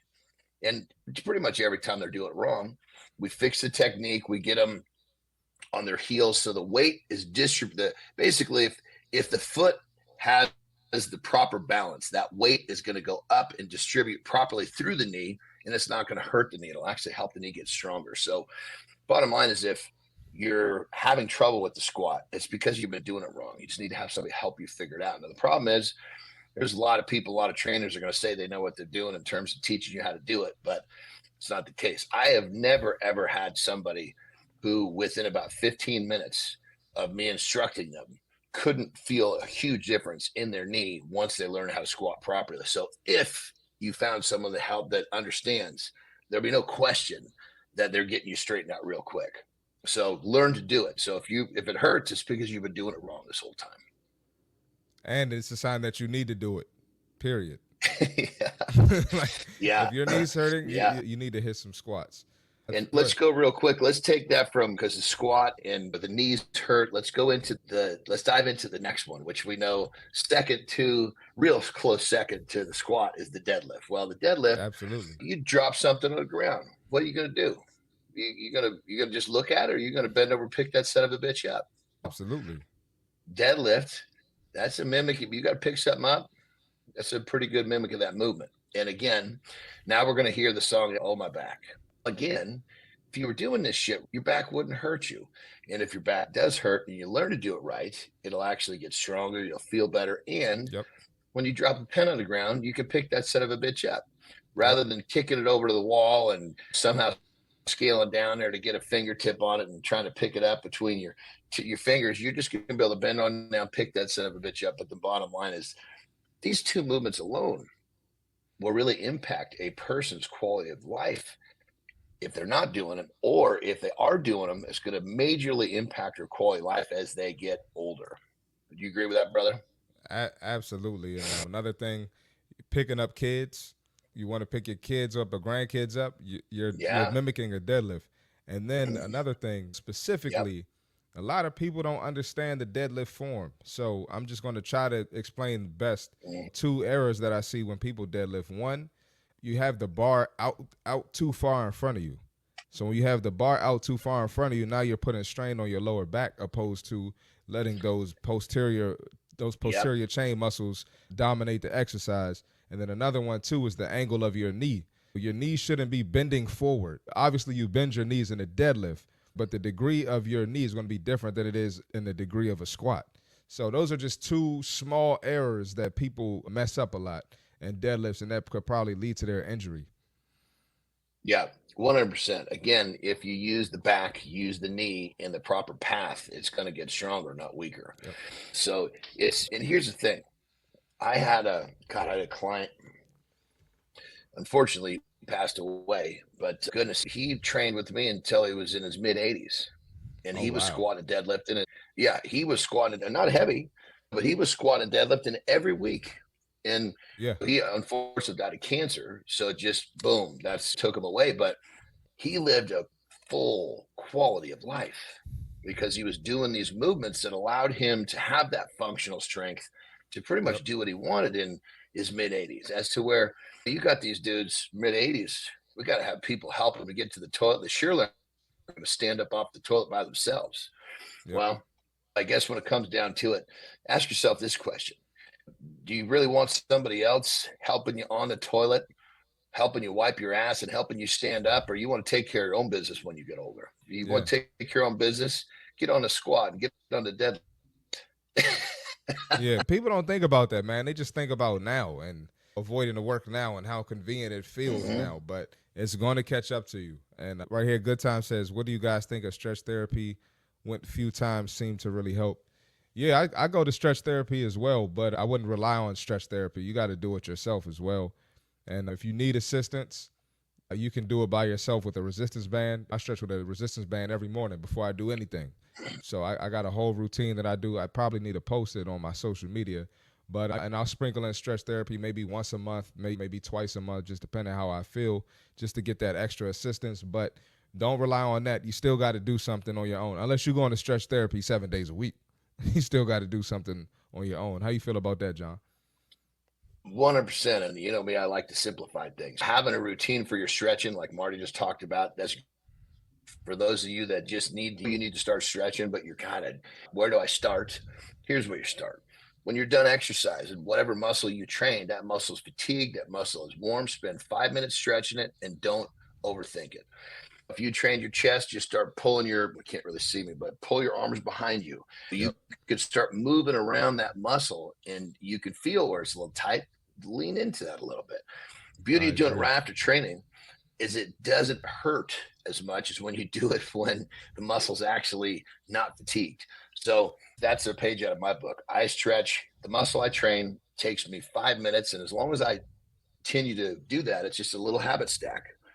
Train, I want to add one stretch, thing. boom. I don't have any problems. Yeah, go ahead, brother. Before you hop in, Keith, I want to add also with functional movements, you got pushing and pulling.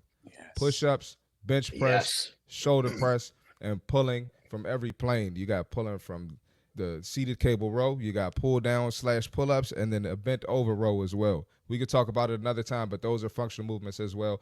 And burpees are functional too. I don't care what these trainers are telling you. Burpees are a functional movement. That's all I got to say. No, so that's actually, I was just going to ask you, Marty. You're fucking reading my mind. I was going, well, what about push and pulling from the functional side? Because again, as we're getting older, we need to pull some things sometimes. And as we get older, we need to push things from sometimes. So I love that you guys talked about when we're going to the bathroom, having a shit, that's a squat, or bending over to tie our shoes. And I also love that you said, Marty, we always want to put off these things until later. So Johnny, just your mindset of habit stacking, right? Like every single day, how many chances do we get to do these little functional movements, right? But yet we just don't be mindful of them. As we wrap this segment out, I want to go to you guys for a tip each. John, what's one thing a dude listening right now can do throughout his day? Give him mindful. He's saying, hey, buddy, go for a shit and do what? Hang out longer down there? Like, give somebody a nugget. And then Marty, one nugget from you today. Johnny. I'd say that one of the simplest things to do is just avoid elevators and avoid the escalator. Walk up steps. If you seek the steps, and just seeking the steps in your life will make a massive difference. Simple. Yeah. Very effective. Yeah. It's funny, John, because there's somebody listening right now, and I hope this is true. There's somebody listening and they're driving or they heard the show later. Yes, go park over there. Don't park over there. Listen to what John said. Go park over there and walk further or go take the steps. Don't make the better decision for how you're going to be in 30 years from now. Marty. I could talk about this all day. Yes. I'm gonna try to make this quick. I try to leave as much on the table as I can. But lunges as well. Isolate those legs. All right. Yes. So do single leg training. We always have one side that's stronger than the other side. And then when you do your squats in the gym, do your squat as if you're actually sitting in the chair. Put the pressure on your heels. A lot of y'all squat in the gym and wonder why your knees hurt. You're not even squatting how you would squat in real life and your functional movements. Yes. So, yeah, I'll leave it at that. Before I go on. And we're going to wrap the segment up. But Christina, I want to look at you, kid, because our lone female on the gang here, you're a mother with kids. As you're hearing John and Marty talk about functional movements, right? And we talk about longevity, right? We want to go tobogganing with our kids or walking with our kids as we get older. Tina, does some of the things with John and Marty, do they hang in your head and you're like, yeah, okay, I'm going to take the stairs today, or I'm going to park further away, or I'm going to go carry Bray around? Do some of these accumulative suggestions add up for you, or is it mostly noise? And I'm curious as you hear this, Christina. No, I think it shows you that, listen, if you're a parent, you're struggling to fit it all in, and not everyone can, and I know we all should, but not everyone can. And little things that you can do in your life, like taking the stairs, paying attention, stretching when you've got 5 minutes, like those things are going to add up, and likely they're going to get you to a point where it doesn't exhaust you at the thought of actually then building the workout in, or it's going to get you the little pieces of progress that give you the confidence to say, okay, now I'm ready. Because as a parent, my mind shift entirely changed when I was realizing I was getting fucking like tennis elbow and shit from carrying my kids. I'm like, what? I'm not that old. And a lot of us as parents, especially, we're older parents. We waited until longer. Right. I want to be there running with my kids. It's one of my favorite things to do as a mom. I pride myself on playing with my kids, not just standing there while they play. I'm the idiot that's on the jungle gym with them, trying to do the thing. I tried to do monkey bars the other day. Woo! I am not little anymore, but we did it. Me as a little girl, like that's the stuff I want to be able to do. And these little things, they all add up to be able to continue to do those things. That's great stuff, Katrina. And I'll tell you, Christina, Lauren's got a comment here. She's carrying groceries instead of always taking the cart. And it's like the old school farmer's walk. Listen, I've watched Lauren carry Brookie around and go to the store, Marty, and carry. And it's easier to take the cart. You pick the kid up, you go to the grocery store, and all those little movements accumulate. And then Marty, oh my God, Lauren's got jacked shoulders. Yeah, because she carried a kid around forever. And yeah, because she carries her groceries around the store. And Johnny, I'm thinking the same thing with Terry, right?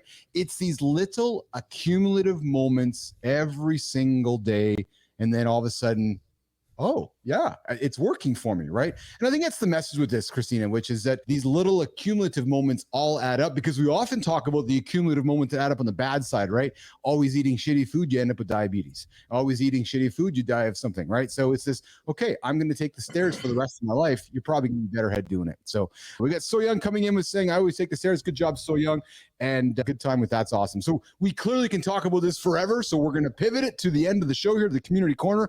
And we're going to walk out John and Marty and say goodbye while Keith and Christina go to community corner, then branding and business. But let's wrap it up. Marty, John, and Christina, what a great show and a great conversation today. Marty, what did you take out of the show today, brother, as we wrap it up, pal? Hey, man. One, resiliency, how important that is. Yeah. And then I always like the vulnerable side of people, just hearing Colby's story about being a teacher, what he struggled with, because 9 times out of 10, someone is going to watch this and they're going through the same thing. Yes. And then we can offer insight, and he could give us some insight, and we're all just making each other better. I thought that was beautiful. Yeah, I agree with you, Marty. I'm a big fan of Colby, man. I loved hearing his story, and I loved how vulnerable he was with us. That was exceptional. Johnny, what did you take out of today's show, brother, before you rock and roll and go wake up Terry? What I think I liked about today's show is the fact that we heard this from different perspectives and different people. And what really the message was is that you've got to take care of yourself first. It's not selfish, because when you take care of yourself first, you're a better you, so that you can be better for your loved ones. You can be better for your business. And more importantly, when you truly take care of yourself first, it's going to give you a much bigger barrier between you or where you currently are and burnout. And the resiliency and being able to continue to keep going is because you're keeping yourself finely tuned every day. And I just like the fact that we heard that from different people and different angles. And hopefully it resonated with everybody out there today. Yeah, I'm with you, Johnny. Christina, what did you take from today's show there? Besides your birthday wishes. Thank you all. In Yes. the comments. That makes me feel special. Good. It's quite nice. It's quite nice. For me, all of these things add up over time. I think many of us, John, you say it all the time, kids don't do what you say, they do what you do. And I think a lot of us grew up with parents that were just surviving. They were just doing their best to survive. And so a lot of us then are programmed to act like that, to go after whatever at any cost just to make ends meet. And I think that means that you need to take an intentional look at yourself. These things are programmed, which means probably the things that your body is guiding you to do, they don't always have your best interest in mind. So we have to start acknowledging where it is, self-awareness, and then saying, great, now I need to really reprogram this because I've spent way more time doing it the wrong way and seeing everyone around me do it the wrong way. I'm going to have to do things differently for myself. That's good. That's real good. That's really good. Said Christina, John. Thank you, John. Hey, Johnny, quickly before we go, brother. Quickly before we go, pal. You're hanging out with mom today. I love hearing this. Are you going to go see mom today, or did you go see mom last night? You going to go see her today?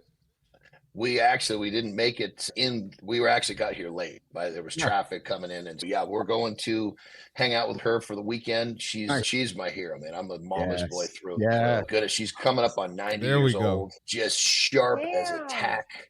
So I can already feel my heart warming up as I think about going over there once she wakes up. You know what, Nation? I think I can speak for Christina and Marty. Did you guys not see John just light up when I asked the question? And you can see him just lighting up, right? So, Johnny, a favor from your team. I love my mama. I love my mama. And a favor, brother, take a picture of mom for us. Share. I'd love to see a picture of mom. Take a picture of mom today. That'd be awesome. Share with myself, Marty, because that'd be great. So you go and just. The funny thing is, you're going to look at this little lady and you're going to go, "How in the hell did you make that?"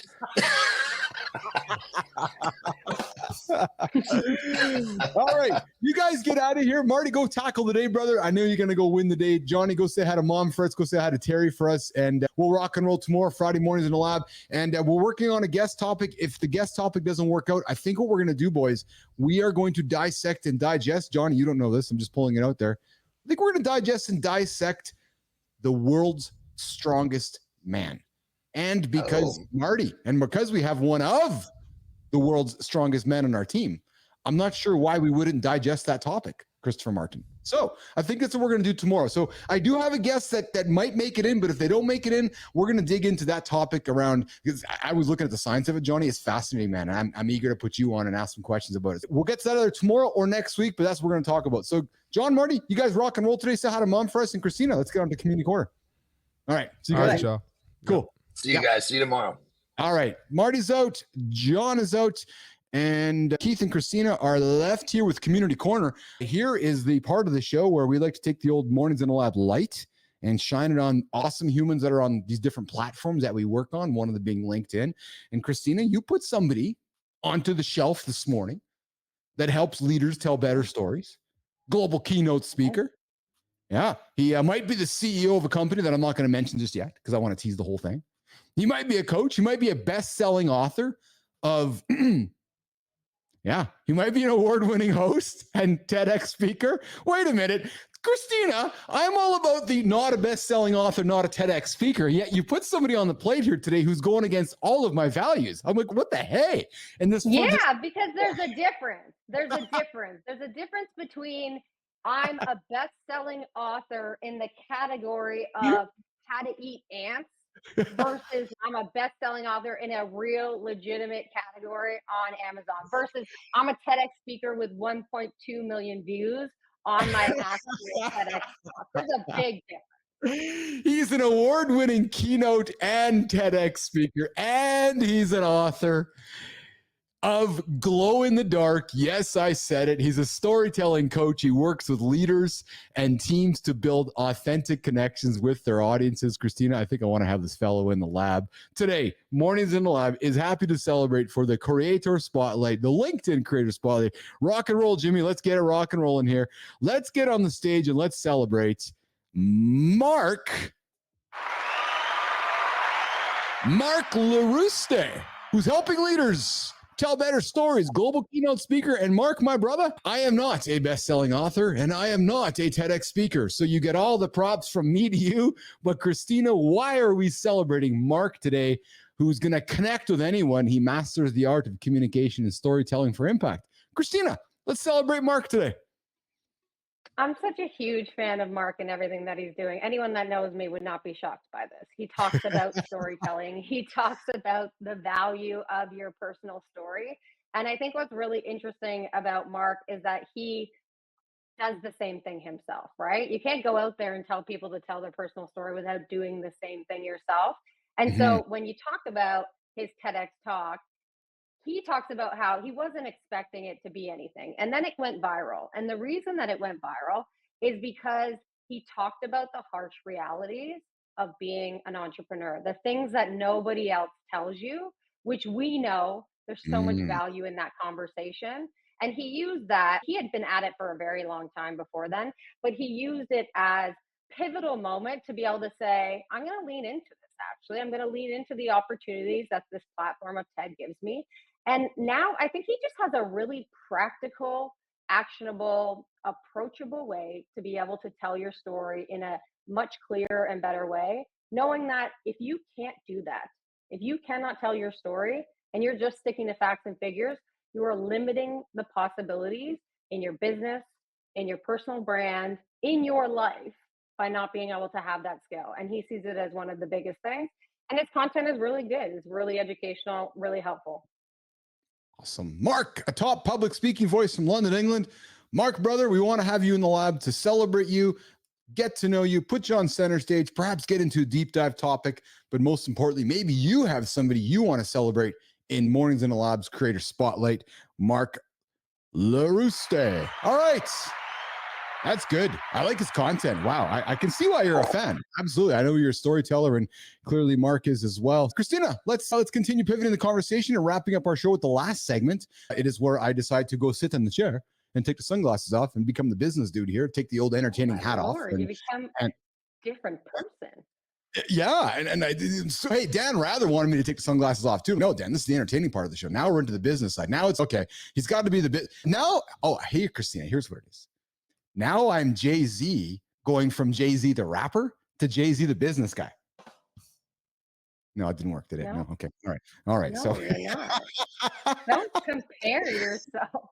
What are we talking about? Oh, that one's not working. So we're going to do this one. Okay. So I'm going to take the glass off. I'm going to keep standing. So Christina, what are we talking about today in our business and branding discussion today? We started this segment earlier this week. We are all about, I'm the business dude, you're the branding dude, and we are here to help people build their businesses, build their brands, and bring them together and drop nuggets of information. What are we chewing on today, my friend?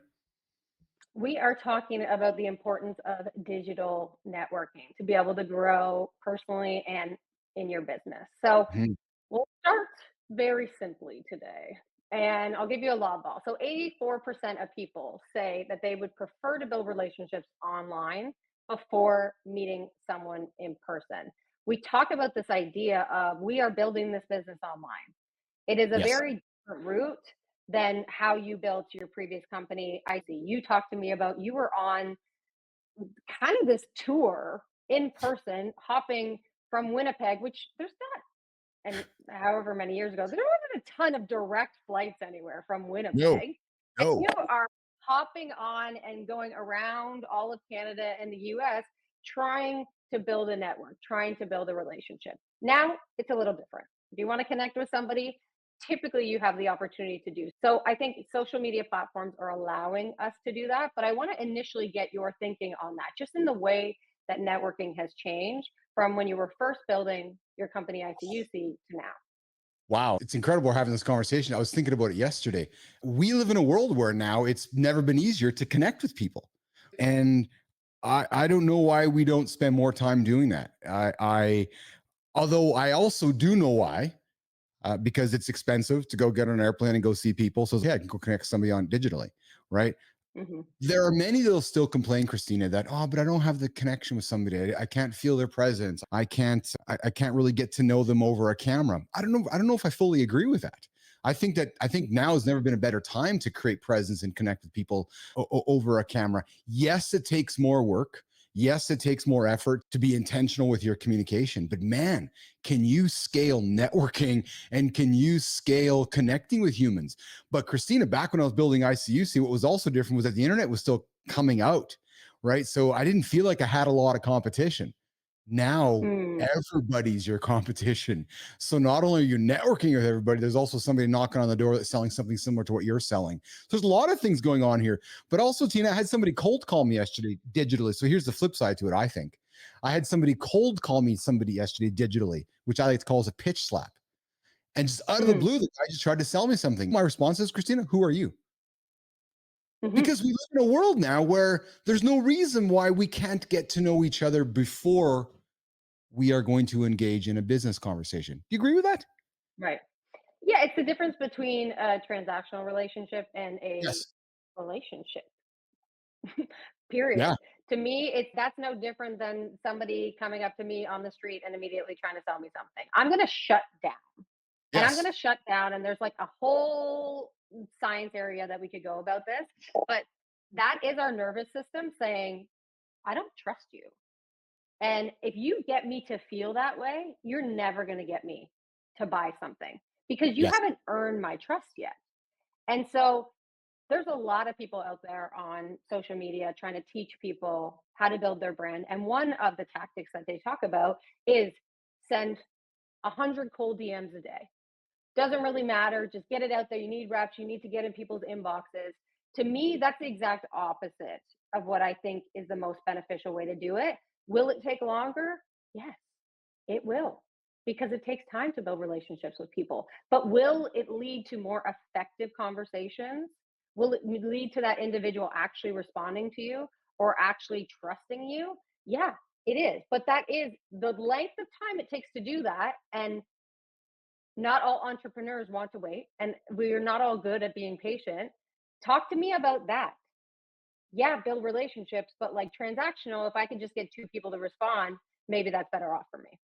Yeah. So that, to me, that's short-sighted, right? To me, that's a short-sighted thinking. And it's interesting to hear you say it because I was trained in the world of Xerox cold calling, right? So I was trained on how to go selling photocopiers and selling fax machines, which was the law of numbers, knock on doors. But I couldn't imagine sitting in an office building in 2024 and somebody walking into my building unannounced and cold calling me. It just seems really bizarre because I'm like, who are you and why are you walking up to me and having a conversation? So I think this is the value of today's personal brand, Christina, that if I'm watching, so that's how Christopher Martin got on this show, truthfully. I had Chris on the show here on Live in the Lab months ago, and then I watched his brand across his social platforms. And I'm like, man, this guy just shows up. Man, this guy just keeps pulling things together. And I got to know him. I got to know his digital personality, his personal brand digitally, which then made it easier for me to approach him to say, hey, do you want to do some work together? And then I've gotten to know him through the camera through a very intentional process. But had Chris not been putting himself out there and creating that brand persona, I don't know if I've ever would have leaned into wanting to work with him. So to me, that's the value. If you're an entrepreneur starting a business, you need to build your personal brand. Because when I was out there building ICUC, yes, I was flying around all around the world, knocking on doors and seeing people and my personal brand back then.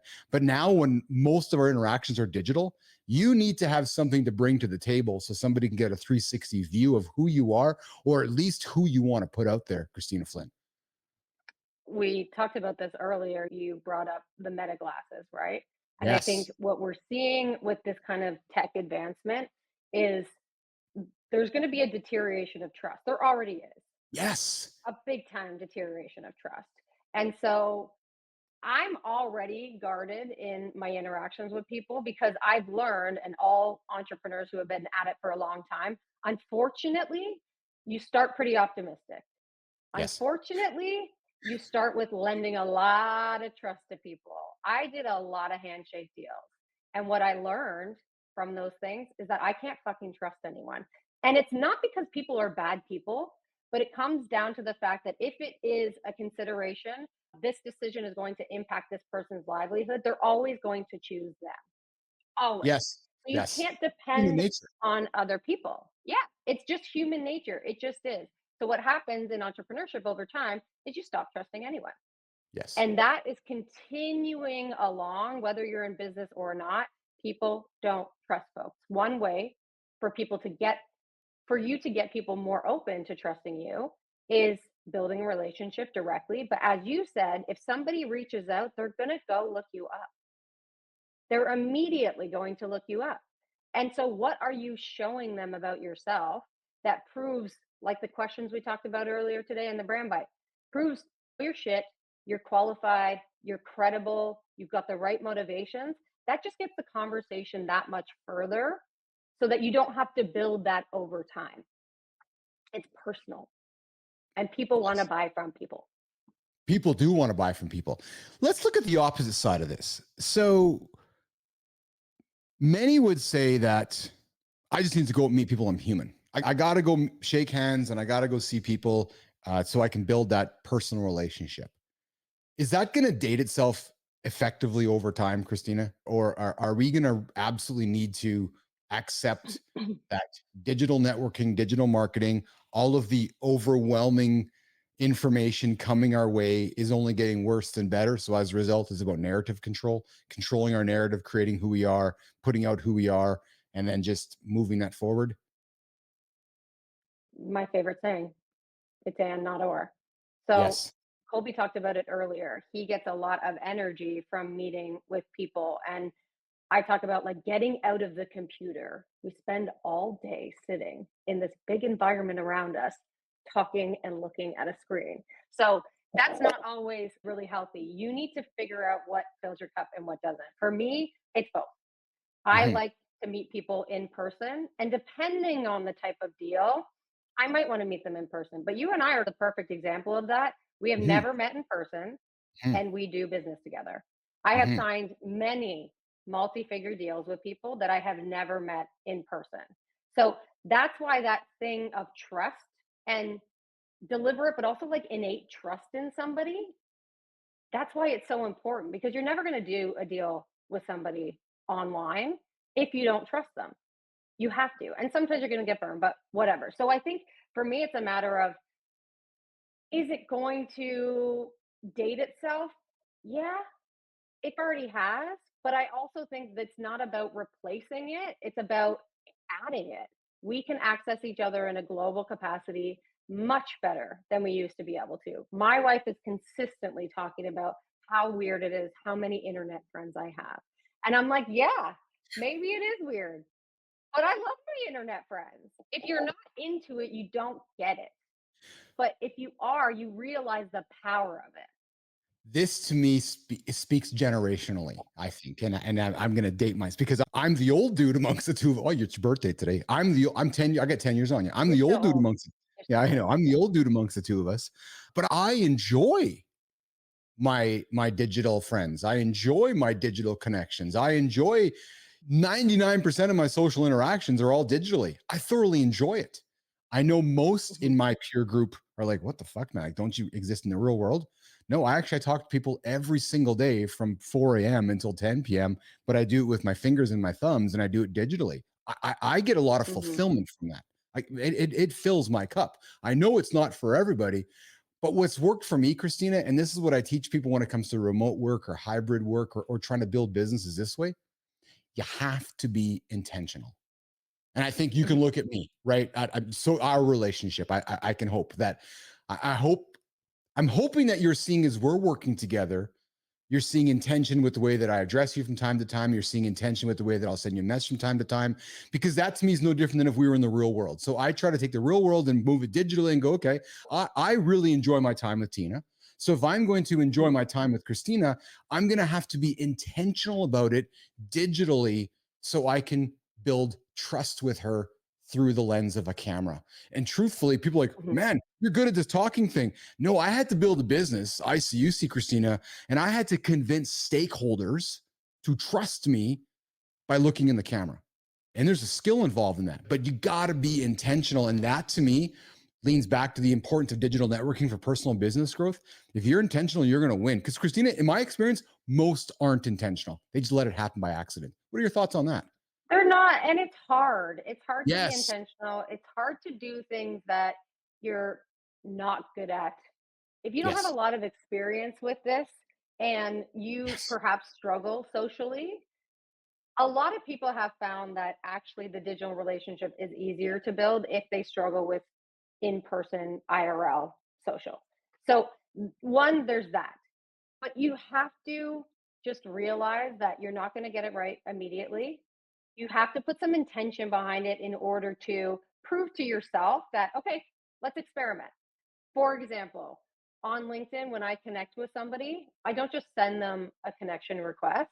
I send them a connection request with a note and saying, hey, I checked out your profile. I actually see a lot of similarities between us. And then I list the similarities. Would love to connect. What do you think is the likelihood of somebody connecting with me if I do that and I've shown them that I've taken time out of my day to actually look at who they are and what they're about before connecting? That's the differentiator shit that we're talking about. 20 Yes. people that day are going to send that person a message and try to Boom. connect with them with nothing. Yes. I'm the one that's going to show them that I took the time out. That is the intentional shit that we're talking about. Does it take more time? Yes, 100%. But is it valuable? Way more valuable. Yes. Let's wrap it up. Let's wrap it up with this. Let's give Nation a nugget. And I know I work to do this. I know you do as well, but I'll give you guys something to consider. As Christina said, if you're connecting with people on LinkedIn, we live in a world of AI generated text, AI generated comments, AI generated everything. It takes you less than a minute to hold your phone up. Hey, Christina, I saw your LinkedIn profile. I just wanted to say, hey, what's shaking? My name is Keith. I'm not an AI generated bot. I'm actually a real human being. I'm looking forward to seeing your content in my feeds. Awesome to meet you. Send. And now Christina sees a video from Keith sending a message to her. She knows I'm real. And here's most important, Christina. I've taken time out of my day to give you time by me pausing to express myself to you. I'm only going to assume that you're going to go, holy shit, man. I got 20 messages from people today that send me texts. This dude paused to send me a video message. Wow. I want to lean in and learn more about him. Thoughts, Christina? But that's going to age because AI is going to allow me to send that video message and I don't have to do anything. So that's going to age. Where the difference is that I think whether it's text or video, it's not just saying, hey, I came across your profile. It's saying, hey, I came across your profile and specifically, these are the areas that I think we have in common. This is the post that stood out for me. This is the specific content that I'm excited to see because that's not scalable. I can't get AI without doing any work myself to take that information from your profile, currently anyways, and put it into that message. So again, I'm still not really trusting the video. I think people do a little bit, but you need to go that extended step and say, hey, I saw you. I saw your profile. I loved your point about XYZ. I see that we're both interested in storytelling. I see that you're frustrated with this just like I am. Would love to connect. And you're already showing them then that there's a value to the connection because there's a similarity, there's a shared interest. Personally, we will get along potentially. Yes. Hey, you're hanging out with Keith and Christina, business and branding, mornings in the lab with Keith and friends. We're wrapping up our show here today. Shinku, I'm mostly antisocial. You are mostly antisocial, Shinku, except on our show. And I appreciate that because you're always offering nuggets of content and conversation. So I appreciate you hanging out with us. I'm going to interrupt. Yeah. That definition is a data definition because we say antisocial and we assume it based on this like old school definition of what is social. What is IRL? And I would say you're not at all antisocial. Chinku, you show up here every day, you comment, you participate in the conversation. Don't let those dated ideals of what is social and what is not social define who you are and what you're about. Yeah. Said Christina, said, what a great conversation today. What a great overall show. Honestly, we started to chat about why do we just have one day to talk about mental health? We should be talking about it all day. And we had some different points of views on that. I thought you had some great points of views on that. We continued with center stage. Colby, man, I was inspired by Colby, Christina. I'm really glad Yeah. that you introduced me to him on Creator Spotlight last week, and to hear about his journey. Christina, there's a lot of human beings that had a story like Colby. So to hear that today has been awesome. We talked about functional training with John and Marty, like the things that we need to do as we age as human beings. Really good conversation. AJ dropped in with fuel, with mind fuel, giving Colby some things to think about on the mental side of things. And of course, we saw this crazy doxing situation where glasses are the next spatial computing platform. Nation, I got a message from Christina on the side. I freaked out by this. I'm like, yeah, I saw your face. That's I'm not kind of. I'm really freaked out. And I'm not normally freaked out. I'm real freaked out. We're going to be back tomorrow, guys. We're going to get out of here. We got some work to do. And we're back tomorrow for Mornings Live, 8 o'clock Eastern Time. The only show to help you guys get out of bed. Like, subscribe, comment on the channel. Shinku, I appreciate you. Good Time, I appreciate you. So Young, everybody who's tuned in today. Lauren, I appreciate you. And I love you. And I will see you guys tomorrow morning. And if the guest doesn't work out, we're going to talk the world's strongest man. That's some fascinating stuff, Christina. And hey, Nation, Christina's got a big day today. Not only is it her birthday, but she's got a big speech today. She's going to go up there and rock it on the stage. And I know she's going to kick some proverbial ass. So Tina, you go and do it. And I look forward to hearing about it later on. And I look forward to celebrating your day. And go have some fun with your family today, your kids and your beautiful wife, okay? Awesome. All right, Christina, let's get this going here. All right.